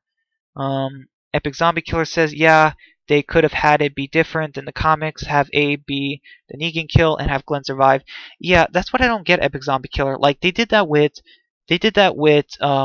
Herschel and Tyrese. In the comic, it was Tyrese who got killed by the governor, but in the show, it was Herschel. They had that for Herschel instead. So I don't understand why you chose to give. And they had Denise die the way Abraham died in the comic, and then they gave the death of Abraham and Glenn. They had them both die the way Glenn did in the comic. Like that was such a mistake. You know, it just didn't make sense. Like there was no point to it. Like Abraham survived for no reason. Glenn killing those saviors in the outpost, him surviving the dumpster thing in season 6, like that was all pointless. Like what did it do for the story? Like Gimple was setting up Glenn becoming slightly darker, will do anything to protect his wife and unborn child, and then they kill him off. Like I just don't understand it. They should have had Glenn survive, to be a character who's a lot tougher and who kills, but he still has that part of Glenn that we still love from earlier seasons. Yeah. So thank you for the response, Epic Zombie Killer. Yeah, when it comes to Glenn and certain other characters, I get really descriptive and passionate and very hyper, I guess is what I'm trying to say, because I mean, my favorite characters, and they could have done so much more. DeRosa says, Eugene, good character. You're talking about if he was killed by Negan instead. Um, I don't know. I mean, Eugene could have worked, but it might have been too light. But like he gave, also like in the finale, they really showed Eugene giving Abraham the plans to make bullets, and then they just killed him, and then they just killed off Abraham and then Glenn. Like I just don't understand that. Like, wait, does that mean like Abraham died with the plants on him? Like that scene was pointless. Then if you think about it, um, I don't know. I just don't understand. Yeah, what they did with Eugene in season 7 and 8 was just a huge mistake. That was a huge mistake. Take that character and make him be on the bad guy side, because Eugene actually is pretty cool during this time in the comics. He actually is brave and loyal to the survivors, but they changed that in the show because Gimple likes keeping us in suspense. But I don't know. I mean, the actor got death threats. I mean, it was just a mistake all around, um, by a lot of people. But yeah, Eugene, he could have been the Lucille victim. He definitely could have, and I think the audience would be some. I think they would be decently shocked. It just should not have been Glenn, just because they were setting up him being around for longer. De Rosa says Aaron has been around a while. Yeah, but like to be fair, like Aaron is like he was still like kind of new, so I don't know. I mean, he is a decent character to get the Lucille death, but I just think that Aaron was kind of new back then. Plus, I think that uh, Ross Marquardt, like the guy who plays Aaron, he's amazing. So like I'm glad they kept him around a couple more seasons.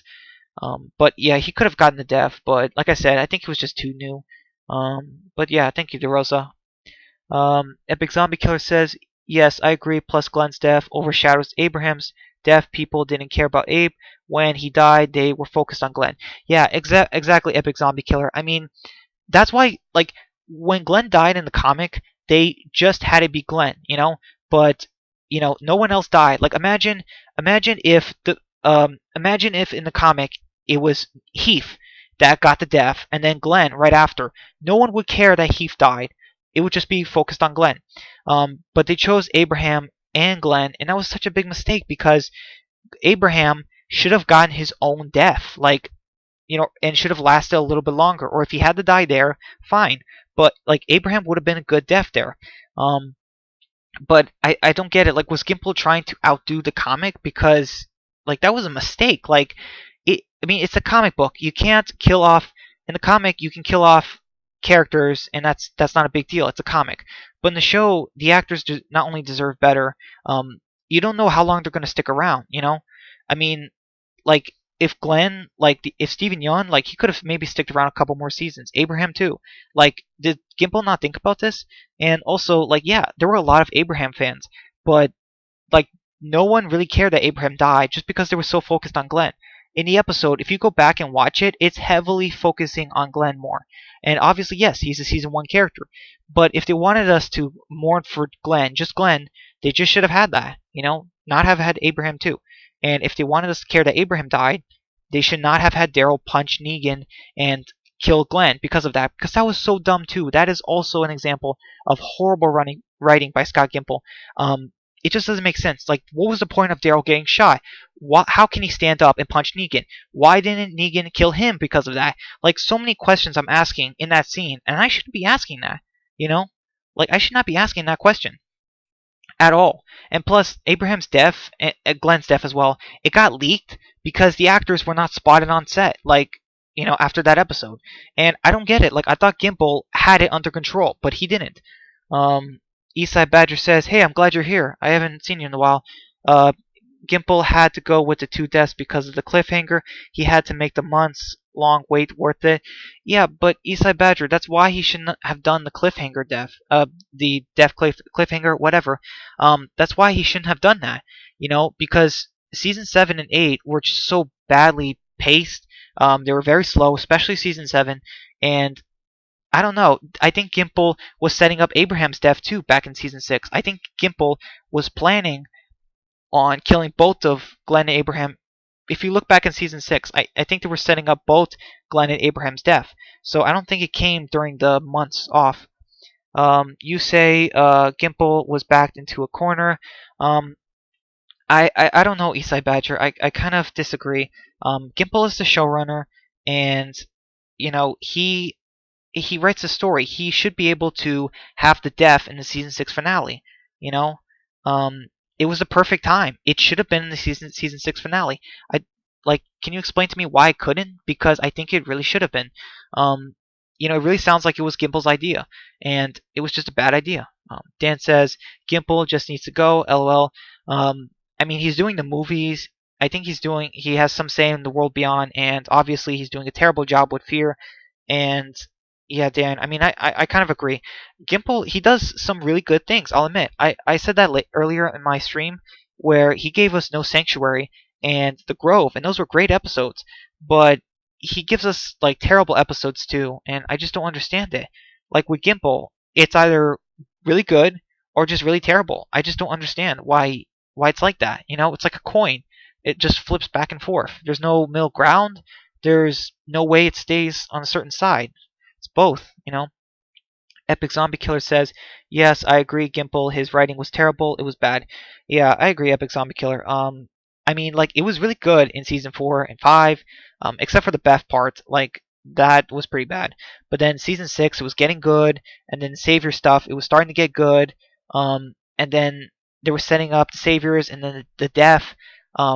Like, us comic fans, we knew the death was coming, and that's why the death should have been in the season 6 finale, because the fans, the comic fans and the show fans should not have been waiting at the same time. Like, and I'll explain why. Because the comic fans, they know that Negan's coming. The show fans don't know who's coming. When people were reading the comic. They heard this guy named Negan, and then boom, Glenn died. And then when the show happened, the show people were watching. They heard this guy named Negan, and then we were supposed to see the death. But Gimple didn't do that. He decided to do with that stupid cliffhanger, and also Eastside Badger.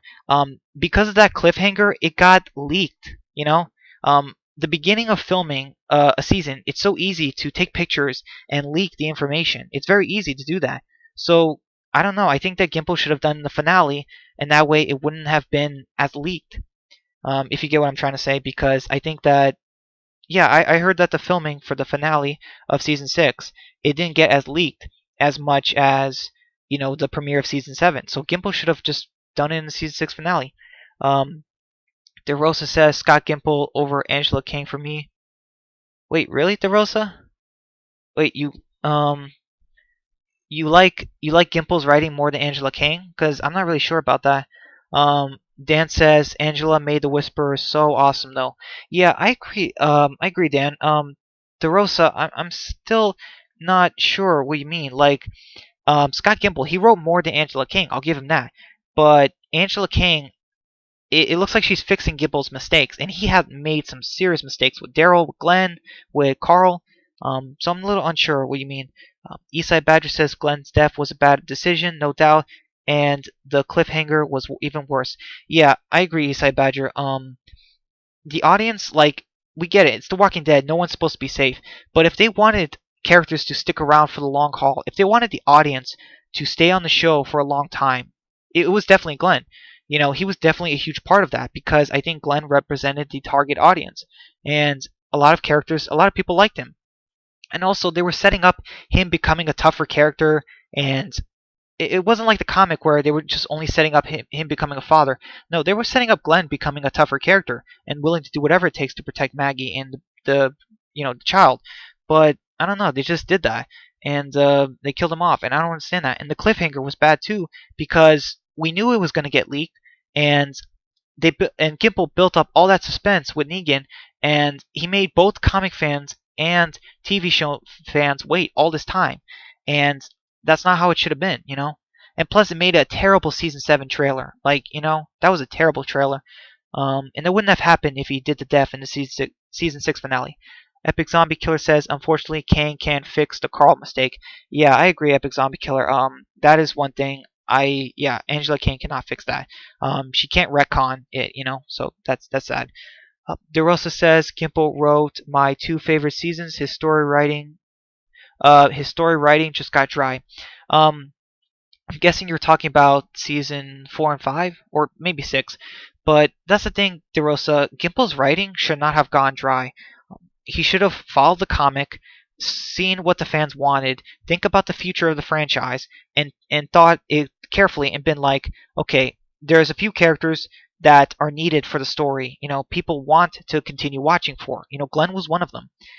Carl, even though people didn't really like Carl that much, he was still needed in a way because he's Rick's son. You kind of still need that. Um, yeah, Gimple's writing was just dry in season 7 and 8, and it was just torture. Eastside Badger says, spoiling dead fans knew in May who got Lucille. It wasn't a secret. Yeah, it's just that's just sad, Eastside Badger. Like, they should have done a better job hiding it, and I think they could have done that if they did the death in the season 6 finale. Because in the premiere, everyone knew it was coming. The Spoiling Dead fans had so much time to prepare. In that way, I guess what I'm trying to say. Um, Dan says Gimple made season 5 and 6 great. I'll give him that, but he still made some mistakes. He made some big mistakes, Dan, and I'll admit, I really like season 5. He picked a great location for Alexandria, and he wrote some things good. And the No Way Out, the wolves, like, that was very interesting too. But he gave us a lot of character inconsistencies and stuff with Morgan and characters doing stupid things and stupid deaths too. And it's just it really hurt the show. And plus, like, he wants if AMC wants the show to go on for 15, 20 seasons, not having Carl, Glenn, like, that really hurts. Eastside Badger says Chris Hardwork even roasted Gimple and Kurtman for the cliffhanger. I don't remember that, but I mean, I'm glad he did. I'm surprised he was allowed to, because I know the Talking Dead. Like, unfortunately, I heard in the Talking Dead they're not allowed to say anything like any criticisms to Gimple or The Walking Dead or Kirkman, but yeah, I'm sorry. I don't care how much money I'm getting paid. If I was Chris Hardwick, I would definitely also be like, that was not a good idea. It's gonna get leaked. Plus, it's gonna hurt the trailer. Like season 7 trailer, you can't show anyone, and that's exactly what happened. And that was such a big mistake.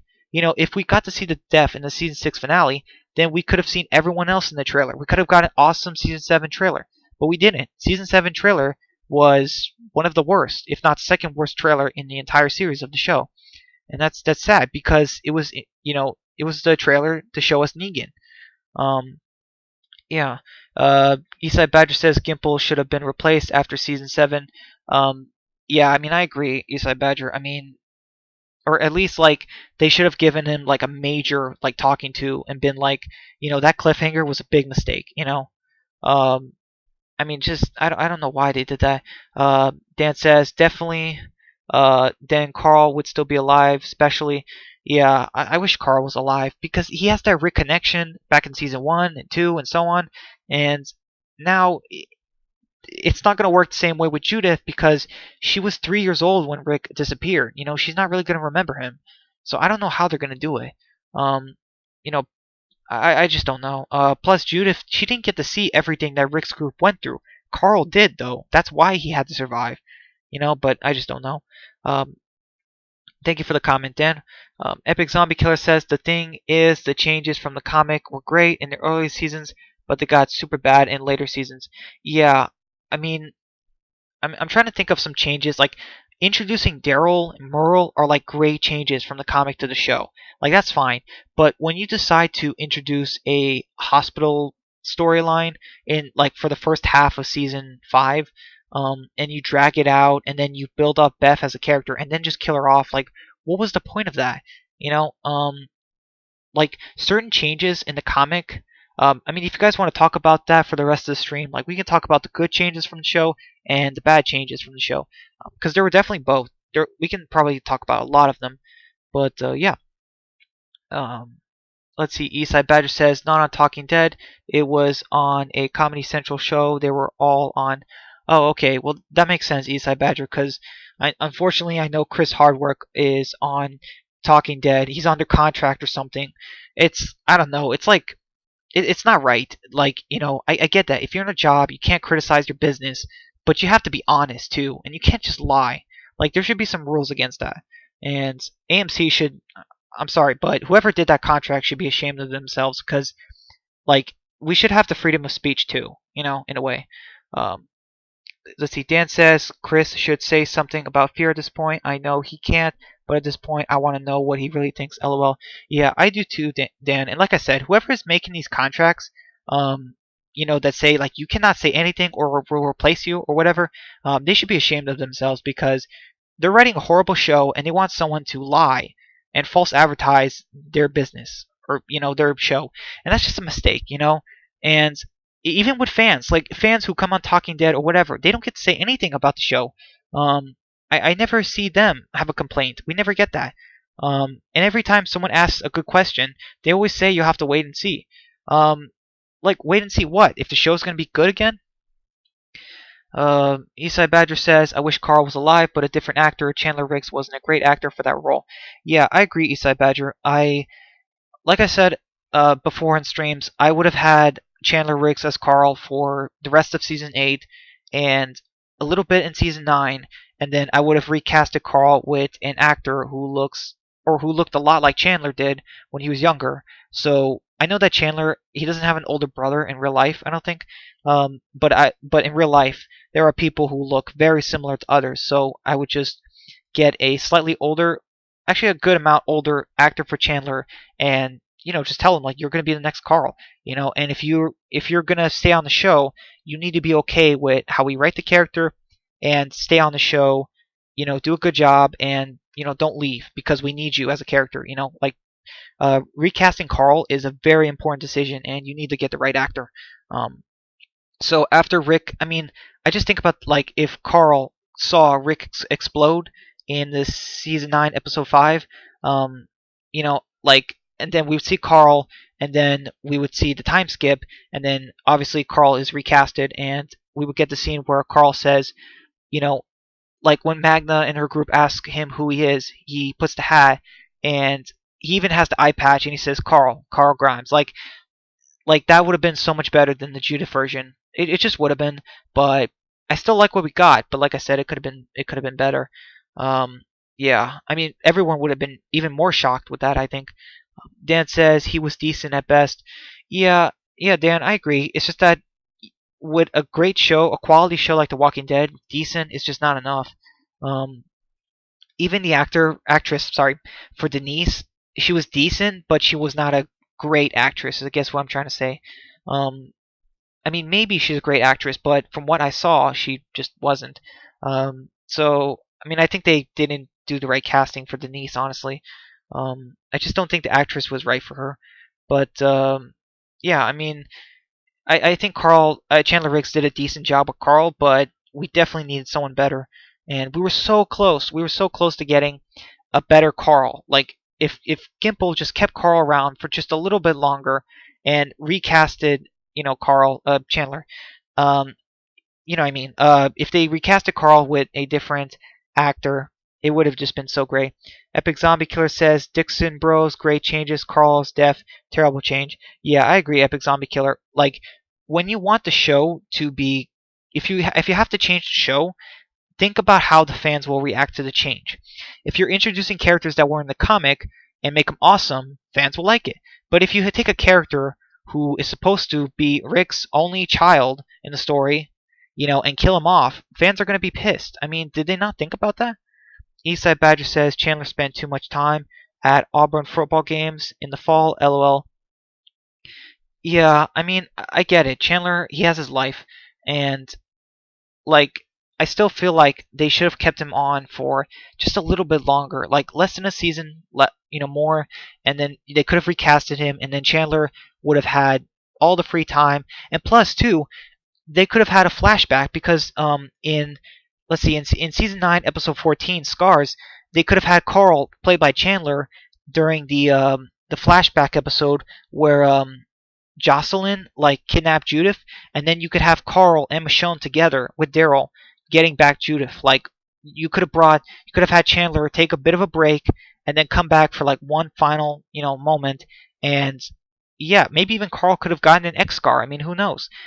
You could have just done a lot with that character, um, a little bit more, and it's sad they didn't do that.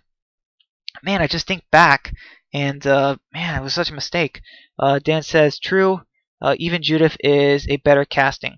Um, well, I mean, they recasted her a lot, and yeah, you're right, Dan. I mean, they've recasted Judith like, let me think, like 7 times, and they finally got the right actress for her, and it finally worked. So they should have done that with Chandler. They should have, after the time skip, recasted Chandler with a different actor to play Carl. So Eastside Badger says Judith was good casting.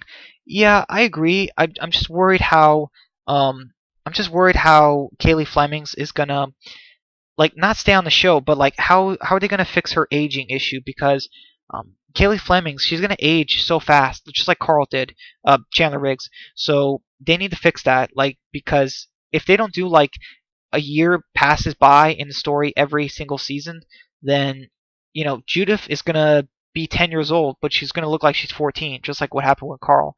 So yeah, they gotta fix that. I'm just worried. Part of me is wondering if they should have gotten a little bit of a younger actress. And Dan says, love the casting for her. Kaylee Flemings is a great casting for Judith, like an older Judith. Dan, I agree. Like I said, I'm just worried how they're going to do her aging.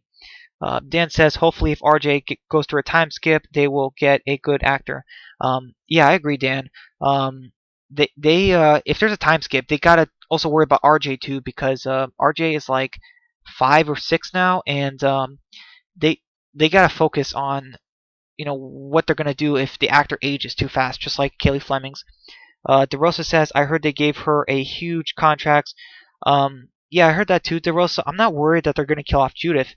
I'm just worried what they're gonna do, with her future um, because they did that with Carl too. They gave him a huge contract, but then he got older, focused on other things. He was aging too fast, and they killed him off. So, you know, um, I mean, is it possible that Judith can get killed off in season 16? I mean, who knows? I just don't know. It really depends on the show. So that's why the show, I feel like, has to end like before season 20 or 30, obviously. Just because, like I said, well, contracts they expire, and sometimes people don't want to sign them again. Yeah. So, but she makes a great Judith. I just wish that Carl was still around. Because with Rick gone and Michonne also gone, like they really could have kept Carl and Judith around, and that would have been awesome. Like Grimes' siblings, um, watching over Alexandra. Their parents are gone, that kind of thing. Like Carl is like 23 and Judith is like 10. So I mean that would have been great. But yeah, Gimple again. Dan says Judith is safe, but I said that about Carl, and look what happened. Yeah, yeah, that makes sense, Dan. I mean, like, I hope they don't like eventually like kill off Judith and decide to make RJ the next Carl or something. Like, they gotta stop that, cause yeah. Um, let's see. Epic Zombie Killer says they can't kill Judith because she's a legacy character. Um, well, I agree, Epic Zombie Killer, but so is RJ. He's a legacy character too, and also so is Carl. And yeah, like Dan says, look what happened. If the legacy character, you know, if the legacy character, like if the actor just doesn't work for them, or if they don't know what to do with that character, they're gonna kill him off. Like we just know that AMC. Um, I don't know what it is with writing, but if AMC cannot make a character likable anymore, they just kill him off. I don't know why they can't write it where they make him likable again. I mean, they did that with Daryl. They made him likable instead of killing him off, but they killed off so many characters who, like Andrea, like Carl, they were unlikable. Then they just killed them off at the worst time. Eastside Badger says, I wonder if we will even see RJ again. Wouldn't be surprised if they just write him off. Well, they can't really do that, Eastside Badger, because I think Michonne is gone for good now. Not from us, the audience, but I think from the characters in the story. I think she's gonna go to that boat with what's his name, Vince. Let me think. The guy who looks like Pete from the comic. Um, I think his name is Vince, right? Someone please correct me if I missed it, but I don't think Michonne's going to be able to return back. So they can't write off RJ. It just doesn't make sense. It would break the story. I guess what I'm trying to say, the consistency.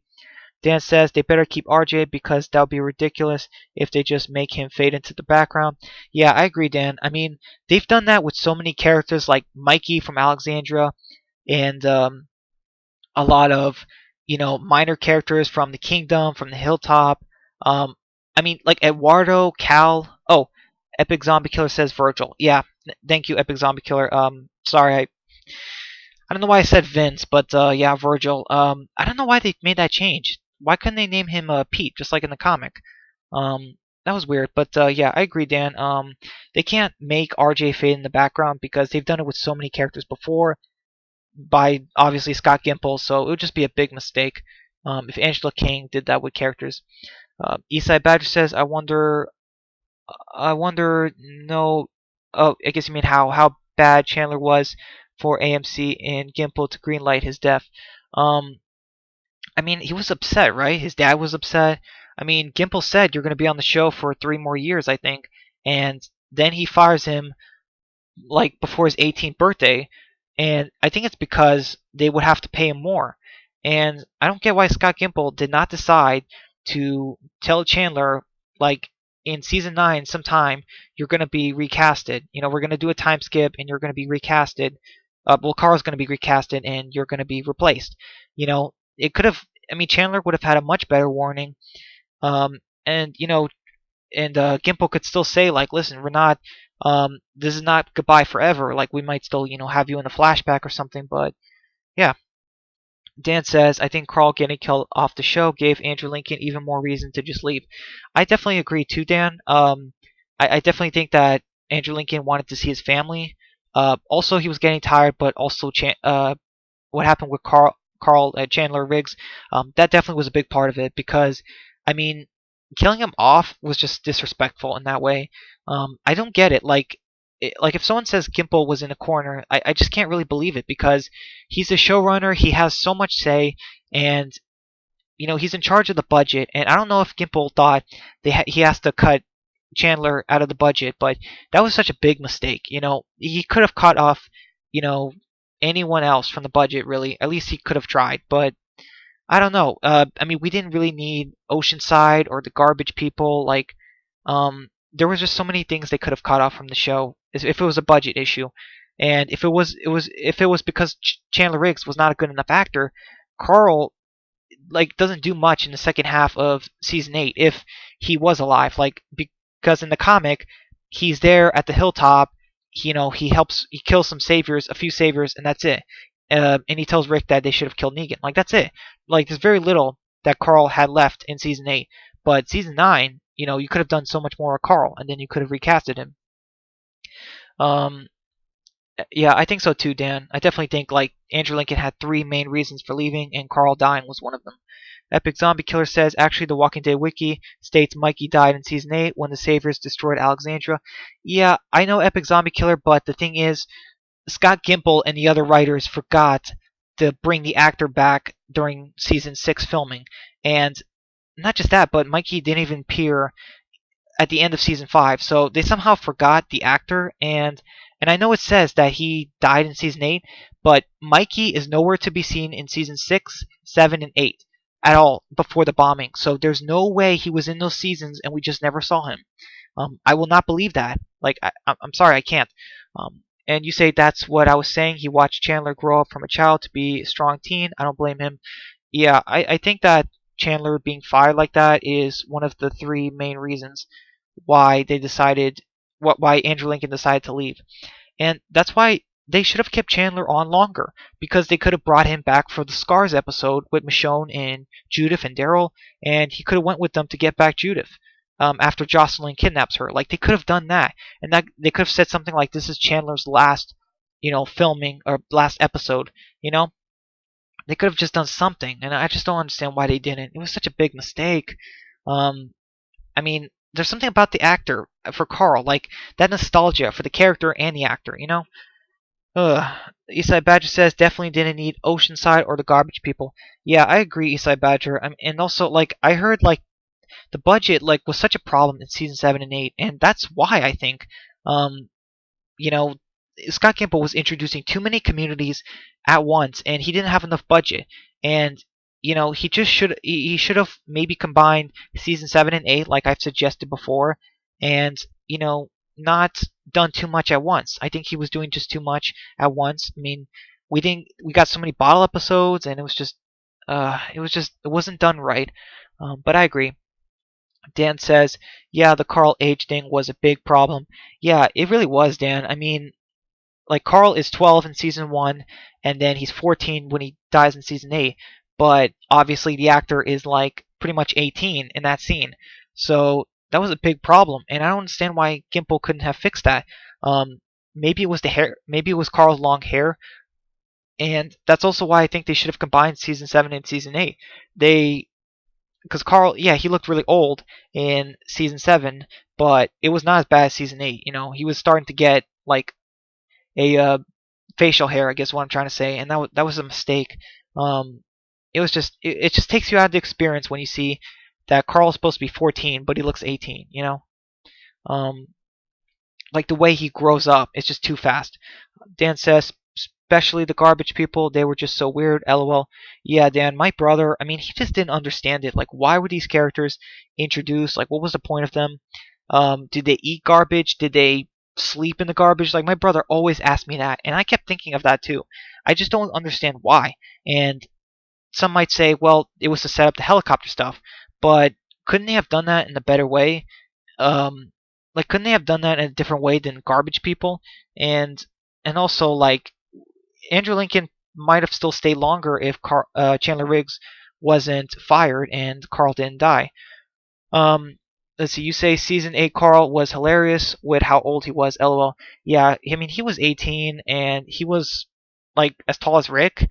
And if you go back in season 4 where Carl is still 14, Carl's 14 in season 4, and Carl does not look. He's much shorter than Rick, and it just takes you out of the experience.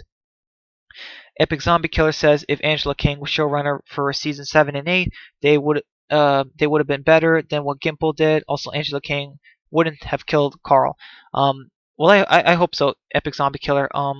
It seems like Angela King does not kill off the characters who want to leave, who don't want to leave The Walking Dead. So like Angela Lincoln wanted to leave, and she had, well, I mean technically Gimple, but she also wrote it in a way where he goes into the movies and together with Gimple, and then Paul wanted to leave. Tom Payne, who plays Paul, wanted to leave, and they killed him off. She killed him off, and that makes sense because the actor wanted to leave. You can't do anything about that.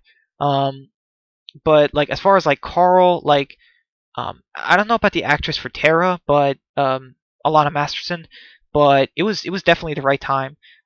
Killing off Carl, like just I don't think it. Yeah, I don't think she would have done that. I just don't see it. Dan says definitely 100% agreed. Eastside Badger says I wouldn't want to see the budget for The Walking Dead for season 11. Probably season 2 levels. Um, that's really bad, Eastside Badger. The Walking Dead's budget needs to be higher. I'm not sure how much they make, but I know Game of Thrones. Every season of Game of Thrones is like $100 million for the budget of the season. So if The Walking Dead does not at least have like $100 million budget each season for 16 episodes, and Game of Thrones only does 10, then that's a problem. I mean, that's a serious problem. Um, the show needs a budget like that, and if it has like less, then that's an issue. Um, but even with a low budget, I mean, you could still make certain things work. Um, like I said, if I was running the show, I would have combined season 7 and 8. I wouldn't have done Oceanside or the Garbage People, and I would have been careful with killing off characters, and I just wouldn't have stretched it out so much, and that would have helped in the budget, I think. Um, so yeah, I mean, the thing is, like, even with a bad budget, you could still make it work if you think carefully. But yeah, and Dan says you're probably right. Yeah, I really hope Eastside Badger that season 11 budget is not like season 2, because I heard season two's budget was like what 5 million. That's it. Or something like that. It's like you cannot make a good season like that. I mean, sure, season 2 had its moments, but it was still one of the slowest seasons of the show's history, and that's really sad. Um, let's see. We've been going at this for wow, almost 2 hours now. How do you guys feel? Do you guys want to stop soon, or we can keep going on a little bit longer? Because I know last week my live stream had to end prematurely because I was having some technical issues. But yeah, we can keep going if you guys want. Eastside Badger says King doesn't cast as well as Gimple though. Magnus Group was poorly casted. Was casted poorly. Um, let's see. I think some characters were casted very well, Eastside Badger. Um, but as far as like Gimple not casting as well, well, let me think about that. Yeah, Dan says Connie is good though. Yeah, Connie is fine. I'll admit Eastside Badger Kelly. I think the actress' name is Angel. I think that she was poorly casted too. I do not care about Kelly as the character, and I don't know, the actress is just doesn't seem that great to me. As far as Luke, I'm fine with Luke. As far as Magna, I'll admit maybe she's not the best. I think the casting is okay, but the writing is just not the greatest for her at the moment. And Yumiko seems fine. So as far as Magnus Group, yeah, they're not the best casted, but I mean they casted a pretty good Henry. The older Henry. I'm trying to remember his name. I know he's the older brother of Sophie, the actress for Sophia, and the younger Henry in real life. Um, but yeah, he was a good actor for an older Henry, and yeah, Eastside Badger says Connie was. Yeah, I agree. So Connie was good casting. Luke is pretty good. Um, Magna is I'm not sure yet because I think that the writing for her might be just bad. Maybe it's just the writing. Yumiko is okay, could have been better, and Kelly is just the worst casting. Um, also, I don't understand why she casted Kelly as a um I'm not sure what Kelly is exactly. Like Kelly, she looks like a boy, but but also Kelly in the comics was a big African American man. So I don't understand why Angela King made Kelly a small, short African American woman. Like, I just don't know. I just think it was bad casting. Um, Epic Zombie Killer says, I will say Magnus Group is hit or miss. It's a bit of both, Epic Zombie Killer. Connie's great. Luke is pretty good. Yumiko could have been a little better. Magna, not sure yet. Could be the writing. And Kelly's bad. Um, oh, let's see. Dan says, oh, wait. Epic Zombie Killer says, yeah, but they then killed him so fast. Oh, you're talking about Henry. Yeah, the actor for Henry. Yeah, that's why me and Dan talked about the death of Henry in season 9, and we both agreed that's one of the, I would say, most notable mistakes in season 9. They should have kept Henry and killed off Ezekiel, and they should have done more with Henry and Lydia, and maybe even had Henry become darker and take that darker Carl storyline where he wants to get revenge on the Whisperers or something. Because we saw that dark Henry in season 8, but then it just went away. Um, and Dan says Angela casted Alpha and Beta very well, though. Yeah, that's true, Dan. I just wish Alpha, like Samantha Morton, I just wish she could have gotten like a little bit skinnier for the role. I don't know if she like needed more time, or I don't know. I just wish they could have done that. But yeah, I mean, Alpha and Beta were really good casting. Um, I mean, the writing for them is a lot better than it was for Negan in season 7 and 8. So yeah, so I would say the casting Angela King has done has been around the same as Gimple's, but the writing has definitely been, it seems like, a little bit better for these characters that she casted. Like Alpha and Beta's writing is better than how Gimple wrote Negan, but the casting is about the same. So yeah. Um, all right, so cat. Oh yeah, and they casted the princess too. Um, Dan says, yeah, I mean Ezekiel survives just to have cancer next season. LOL. Yeah, I don't know what they're doing with that, Dan. Because are they gonna have Ezekiel? Are they gonna do a story where they have to go get medicine for Ezekiel? Because I feel like that's just filler. Eastside Badger says Kang is losing viewers fast though. Her casting isn't clicking with the fans. Um, hmm. Um, I mean, there's a couple of things that's, I guess, AMC streaming, but King wrote a very slow first half of season 10. I will admit. Um, King needs to step up her game in season 10B because I think that, yeah, The Walking Dead is losing a lot of viewers, but people are still watching. Definitely more than Fear, so that helps. Epic Zombie Killer says, I don't get why they killed Henry. Also, why'd Alpha kill Tara? Like, Tara didn't do anything to her. Well, as far as Tara, there's a couple of reasons why they killed off Tara. One, Tara kind of needed to die, Epic Zombie Killer. I mean, she was around since season 4. It was kind of time, though, She's been around for a long time. Plus, season 6, 7, and 8, people were not liking Tara, especially 7 and 8. So, it was just time to kill off Tara, and I think that was a good way. Plus, it's a random death. That's the thing about Alpha. She picked 10 people. Tara just happens to be one of them. It's just it just happens. And as far as I don't get why they killed off Henry, yeah, I don't get that either, Epic Zombie Killer, because like I thought they were gonna set up Henry as kind of a Carl 2.0, and with Judith as well, but I was hoping they were gonna give Henry, part of Carl's story, but they just cut it so short. And I don't know what it is, but The Walking Dead seriously has a problem with killing off kids. Like seriously. Is it too much to ask for just like, a teenager to survive in The Walking Dead? It seems impossible. Like seriously, more babies are surviving than teenagers. It's just weird. Dan says, yeah, I get that though, especially Kelly. Yeah, I agree, Dan. I don't know why Angela Kang casted um, Angel or whatever her name is for Kelly, because I just do not like Kelly as a character or just the actress that much. I know she's doing what she can, but I just think she was poorly casted. Epic Zombie Killer says, no, I'm saying, why did Alpha kill Tara? What was her reason? Well, Epic Zombie Killer, she didn't really have a reason. In the comic books and in the show, Alpha had a reason for killing certain characters, at least Henry. But as far as the other characters, they were supposed to be a warning to the survivors. It was completely random. She didn't know them. It was just a random thing. Like that happens in life. Like, let's say, an accident happens and someone dies in real life. Like it just happens. There's really no reason. Things happen. Um, like it's just random thing that happens, and Tara just was an unlucky pick. Dan says season 8 Tara from was like season 7 premiere Negan. Hate for a lot of people. LOL. Yeah, I agree, Dan. And I get what they were trying to do. Tara lost her girlfriend, Denise, but there were so many problems with that. Like one, why did they make Denise? Why did they make her Tara's girlfriend in the show? Plus she came out of nowhere too. Like I never liked that about Denise in the show.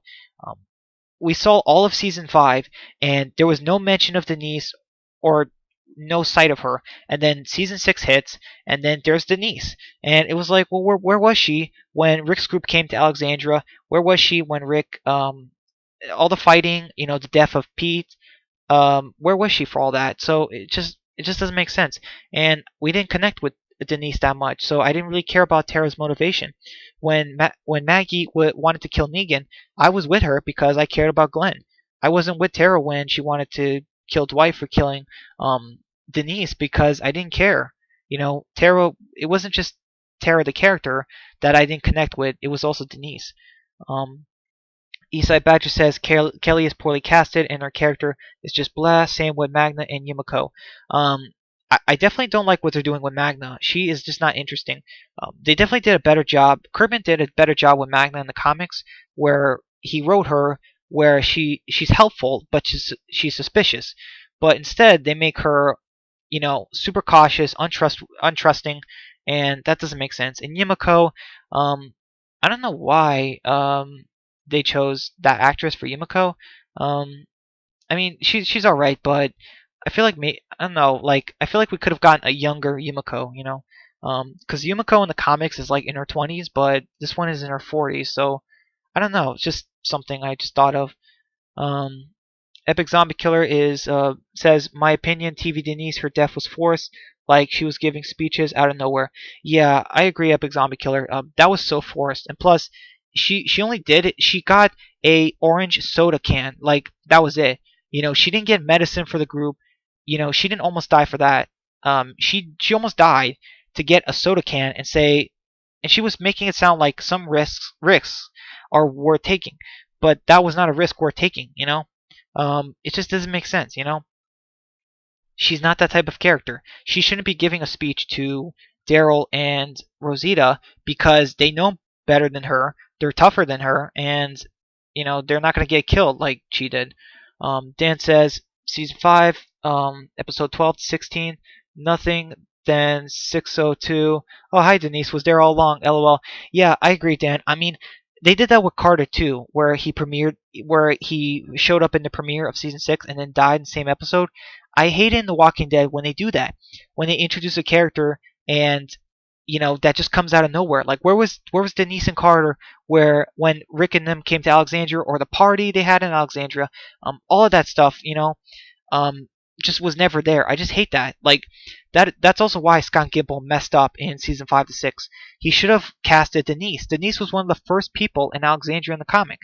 I mean, how hard could it have been to get an actress for that? Um, let's see. He also says Epic Zombie Killer. Yeah, I know. It's like, what is this speech thing? Like, is this Fear the Walking Dead? LOL. Oh man. Yeah. I mean, I didn't get that either, Dan. She did a speech, and it just didn't really connect. Plus, it didn't really carry on the story that much. Daryl, he's still alive, and Rosita's still alive, and they didn't follow Denise's advice. Nothing Denise said really contributed to any of their choices that they made to survive. Hey, Straight Alex. He says, I'm back. Finally finished editing. Well, I'm still talking. The stream's still going, and yeah, wow, we have been going on for 2 hours and almost 10 minutes. Um, yeah, let me know if you guys are tired. Um, but yeah, I do have to end it soon. Maybe in a couple minutes. If that's alright with you guys. Let's see. Uh, Eastside Badger says Kang better it up for season 10B, uh, or she's gonna end up on Fear. LOL. Oh my goodness. Yeah, that's not good. No one wants to be on Fear. Not even Lenny James anymore. Um, it would just be a big mistake. And yeah, I mean, she definitely needs to step it up because season 10A was like really slow, and season 10B looks really fast, but we thought that was going to happen in season 10A because of the trailer. Um, so yeah, thank you for the response. Epic Zombie Killer says, funny Dwight in season 7. I hated him, but season 8 I liked him. Then they put him on Fear. Ugh. Yeah, I still don't understand what happened with that whole thing. The stuntman's death, like all of that stuff is just. I still don't know what they were trying to do. That was just weird. But let's see. I mean that was weird. I mean Dwight, he was fine. As the. I mean he was all right. They should have kept him on longer. On the main show. Dan says, "Don't worry about ending it. 2 hours is crazy awesome." Well, thanks, Dan. I might go on for like another 10, 15 minutes if it's possible. I think I'm just gonna get a sip of water. Straight Alex came back and just wanted to let you guys know ahead of time. I might give it another 10, 15 minutes. So just to let you guys know, heads up. Plus, you came kind of late to the stream, and that was my fault. So if you have a couple more responses, Dan, you can get them out, before the stream ends. But yeah, thank you. I appreciate it. And yeah, 2 hours. I never thought I would talk this long. Dan says Dwight on Fear is not that necessary in my opinion, but I don't hate the idea. Um, I mean, I don't hate. I mean, I kind of hate the idea just because it's so forced that Dwight was able to find Morgan after they both abandoned, the main show.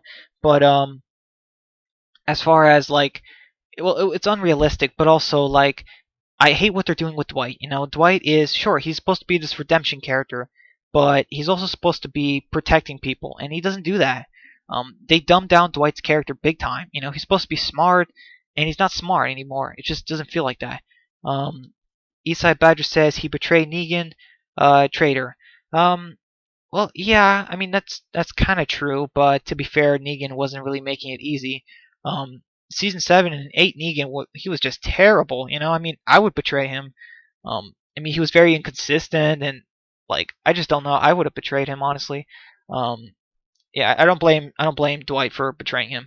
I mean, even Simon did, and I kind of supported Simon when he betrayed Negan or tried to overthrow him. So yeah, I'm gonna take another sip of water.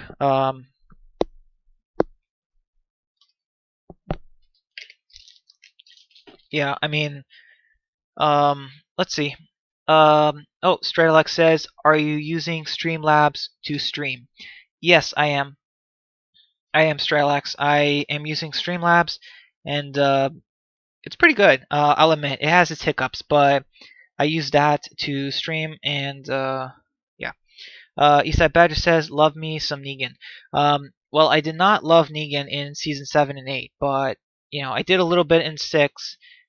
Just because of how they were writing him, and then season 9, and then season 10. So yeah, it's weird. Like beginning Negan and like current Negan is pretty much the only Negan I liked.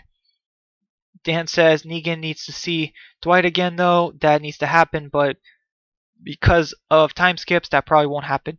Yeah, I agree, Dan. Also, it's definitely possible that it's definitely possible that that Negan is gonna die in like season 11 because I've been thinking about this and I could definitely see Herschel Jr. coming back into the story, and he finds out that Negan is the one who killed his father, and they could build up a story where Negan gets killed, and we find out it is Herschel Jr. and they could write a whole story about that.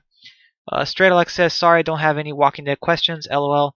Well, I mean that's okay, Stralax. If you just want to ask me something, but I mean you can always ask me. You can always look at the what people said earlier, and you can ask something like about Carl or about the show, like if I'm gonna keep watching it and reviewing it, just anything like that.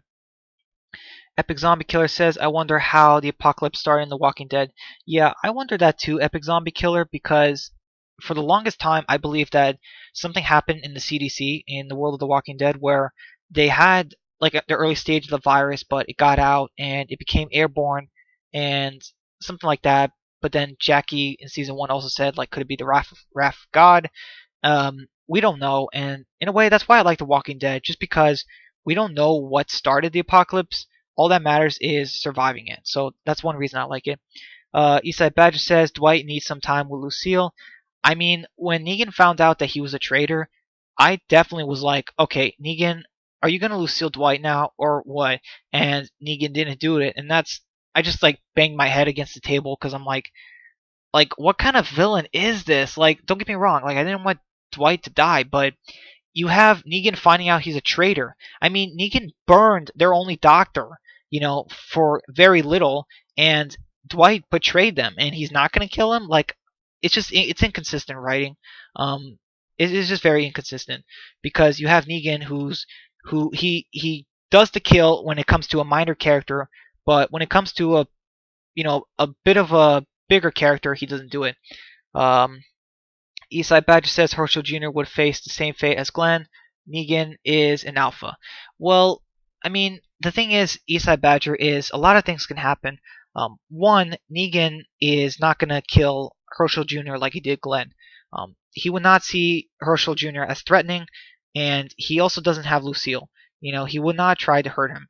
But Herschel Jr., if he finds out that Negan is the one who killed his father, he might. Here's the thing, though. Maggie is probably super busy at the Commonwealth, and Herschel Jr. never had a father, so it's possible that Herschel Jr. will blame Negan for everything wrong in his life, and maybe take a gun and just kill Negan with it. Like, obviously not in the head, but shoots Negan in the stomach or something. Negan collapses and dies. And I'm just saying that also Jeffrey Dean Morgan is probably going to want to leave in the next year or two, so it definitely could happen. And plus, in The Walking Dead, we've never seen a son avenging a father kind of thing. Like that doesn't really happen in stories that often. So like even in Game of Thrones, like I don't think that happens too much. So I definitely think that they could do something like that in The Walking Dead, and that would just be crazy. I mean, like, can you imagine like plus, like, Herschel probably has heard Maggie say that she wants Negan dead for what he did, and maybe Herschel takes that as a sign that, this is what my mother wants. I mean, we don't know how they could write him. But yeah, I don't think he would suffer the same fate as Glenn. Negan is not that person anymore. Epic Zombie Killer says, "Thing is with me, I'm not the type of person to quit a show, but Fear, man, I definitely gonna quit Fear in season 6 if Morgan dies. Um, well, I'm gonna quit watching Fear if Alicia dies, but I would definitely be mad if Morgan dies. I think what's gonna happen with Morgan, Epic Zombie Killer, is that we're not gonna see him at all in season 6. I think that when the group gets out of wherever Virginia is taking them, they're going to come back to the church and they're going to see blood and Morgan's staff and maybe his wedding ring, but they're not going to find him, his body, nothing. And then Morgan is going to appear again in like the movies or something with Rick. Um, let's see. Dan says Negan not killing Dwight was the worst Negan scene ever, in my opinion. I love Negan, but like actually, what was he doing? Yeah, I agree, Dan. I just don't know how they were writing Negan. Um, Negan, they wrote him where he tries to keep his men from dying, but then he sacrifices his men, and then he kills traitors in his group, like Simon and the doctor, even though the doctor didn't actually betray him, and then he spares Dwight. Like I just don't understand what they're doing, and I don't know. I really don't know, Dan, what they were doing with Negan. It was very inconsistent writing. Eastside Badger says Maggie could be with another antler dude by now. It's been years. Um, I mean, it's definitely possible, Eastside Badger, that Maggie is in a relationship, but I kind of doubt it. I see Maggie as still being single, just because I doubt they want to give Maggie another relationship. I probably don't see it happening. Um, I just don't see it happening. Plus, Herschel not having a father, even like a father figure, just makes him more interesting as a character. Um, yeah, hold on. I'm just typing something real quick. Um, let's see. Uh, um, Yeah, Dan says if Alicia dies, we riot, and I just put that as well because I will stop watching Fear if Alicia dies. I mean, Strand is not that interesting, and Daniel is now a pacifist, so Alicia is pretty much like the last character from Fear season 1 that I care about, and like that isn't ruined by Gimple's writing and the other writers, obviously, because she's a painter now, but like that's not terrible. But Daniel being a pacifist and Strand just being boring, like that's a mistake. So yeah, oh, that was Eastside Badger. He says if Alicia dies, we ride and quit watching Fear. Yeah, I agree, Eastside Badger. I will. Um, let's see. Dan says that's right, especially because Morgan could be on his way out for all we know. Yeah, I agree, Dan. I don't know if I mean, I doubt it was me who came up with it, but I definitely see that the Fear season 6 trailer, it's not going to show Morgan. It's going to show just the Fear characters, and eventually at some point in season 6 they're going to come back and see that Morgan is gone. He's not going to have a body, nothing.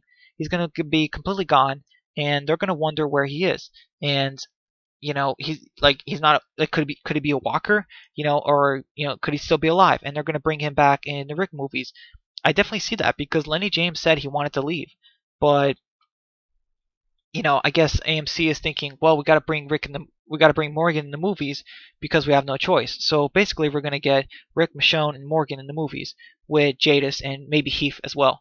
But I heard that Corey Hawkins is not coming back, unfortunately, as Heath. Definitely possible. Let's see. Eastside Badger says even more wounded Morgan was lecturing. Yeah, I don't understand that, Eastside Badger. Like Morgan, when is he ever gonna get in the middle between killing and not killing? Like Virginia is dangerous, but she's not like the most dangerous thing in the world. But she still is a problem, and they have to take care of her somehow. Like take care of it, and I just don't know why he's not doing that. Dan says, I know I couldn't take that seriously, lol. Yeah, I don't understand that either, Dan. I mean, she wants like people who can work for her, like fight for her, like that kind of thing. She wants capable people, but Morgan is maybe the most capable person there. He can build a jail cell, he can kill walkers, he can um you know he's good with directions, he's a tough fighter. He's good at sneaking. Like he's good at a lot of things. Why would you kill him? Like that doesn't make sense to me. That would be like Negan saying after he kidnapped Daryl in season 7, that would be like him kidnapping Daryl and being like, I changed my mind, you're too tough or too dangerous, even though you're useful, like I'm gonna kill you. Like I don't know, it's very inconsistent. What they're doing with Jenny or Virginia, like that's also why I cannot stand her character. I don't know what to call her. um when you have a character having multiple names, it just hurts your head, it hurts the story, and I don't know, it just doesn't make much sense. Epic Zombie Killer says like Fear season 5 finale was the worst finale in the whole franchise. Um, well, I mean, I don't think it was as bad as the season 6 cliffhanger, but it definitely was up there. It's like what's worse than doing the Walking Dead season 6 cliffhanger, doing it again in even a worse show. Like I mean, I just don't know what they were thinking. Eastside Badger says, "Gotta go, guys. Good night." Well, good night, Eastside Badger. I really appreciate you stopping by and talking to me for around 2 hours and 22 minutes now. I really appreciate it, man. Thank you so much. Yeah, if you gotta go, I understand, man. Get a good night's sleep and take care. I appreciate it. Yeah. I'm gonna. Yeah. You know what? A few more minutes, and we're gonna close it here, guys. Dan says, "Night Badger." Yeah. Good night, Eastside Badger. I gotta turn off this stream and get ready to. Yeah. But yeah, this is the longest stream I've ever done. It's almost 2.5 hours now, and wow, I never thought I would talk this long on a stream. But it was thanks to you guys. Really appreciate it, Eastside Badger and DeRosa and Epic Zombie Killer and Dan. Really appreciate it. Oh, and Strelax, wherever he is. Um, let's see. Epic Zombie Killer says, my opinion, The Walking Dead is still better than Fear. Yeah, I agree, Epic Zombie Killer. It's just that it wasn't better than Fear like in season 7 and 8 because that's when they were doing season 3 of Fear, and season 3 of Fear was definitely better than the Walking Dead main show season 7 and 8. So yeah, plus the first half of season 4 of Fear was actually pretty good. um yeah, so Dan says definitely no comparison. Well, yeah, for the most part, except like Fear season 3 and season 4 first half were pretty good, obviously except for the Madison death, but season 7 and 8 were just like a mess. Um, but obviously season 4, second half, and season 5 are just really bad. Man, they should get us to write the series, honestly, like especially the villains. Like they just can't write villains. Um, Epic Zombie Killer says, also I'm hoping we, oh thank you, we see the Michonne holding Lucille from season 10 trailer. Yeah, that's kind of why I also put it in the thumbnail of this live stream, because we still have not seen that one scene. I don't know where. Honestly, unfortunately, I feel like it's going to be hallucination or something, or it's just something they made to hype us up, because Lucille is plant food. She's been, in the ground for like 8.5 years. She's plant food. She's got to be. We didn't see Michonne taking Lucille with her, so I just don't know. Unfortunately, I think it's a hallucination, and I think Dan also agrees with me. I've mentioned that with him several times, and I just think it's something they made for the trailer to hype us up. Unfortunately, um, let's see. I'm gonna wrap it up in another minute or two. Um, let's see. Dan says, "I know I'm starting to think it's fake, though." Like Trev said in the video he made. Yeah, I agree, Dan. Yeah, I'm getting my throat's getting a bit dry. Um, yeah, let's see. I'm gonna give it another minute. If you guys have any more responses, um, you, just post them right now, and I'll try to get to them as fast as I can, because I really gotta finish up. But I appreciate you guys stopping by.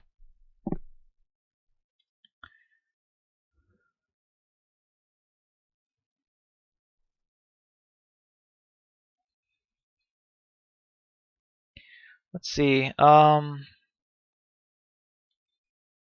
Looks like we're not really getting anything. Huh. Well, looks like we're all cut up now. I think this is going to be a good time to end it here. But yeah, thank you guys for stopping by. I really appreciate it. All of you guys, Stratalax, Eastside Badger, Epic Zombie Killer, and Dan. Yeah, 2 hours, Dan. Closer to 2.5, but yeah, I mean, I cannot believe I did it. The first live stream and video in 2020. Um, Real quick, Epic Zombie Killers says, like when I first started the show back in 2010, I didn't want it to turn out this way. Yeah, I agree, Epic Zombie Killer. It's just the characters are mostly all gone, and it's milked big time. The series overall, and that's really sad. But we've had a lot of good moments with the show and with each other. So yeah, I mean, it's a bit of a mixed bag. But yeah, I think I'm gonna end it here, guys. So thank you all for who came to the stream. I really appreciate you guys stopping by, and if you can, um, if you can show your support, I really appreciate it. And maybe even like some other people can come to the stream. I really appreciate it.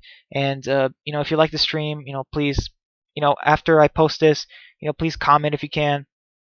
And yeah, if you can, like, share, and favorite, all of that stuff, I would really appreciate it. We're small channels, but I'm glad we can be honest in these streams and reviews. Dan says, "Here's to hopefully more streams. I'll be there." Well, yeah. And Epic Zombie Killer says, "Bye. See you next stream." Yeah. You too, Epic Zombie Killer. I'm not sure when, but I will do another stream at some point. Um, Not sure when. Dan says, "Good night, Brian." Good night, Dan. I'll see you next time. And yeah, next stream. And whenever you get a chance to do your stream, I will definitely try to make it, and you know, be there and support you. Um, but yeah, I really appreciate it, and I hope you guys have a good night. So that's it for my stream. Take care, guys. Until next time. Bye.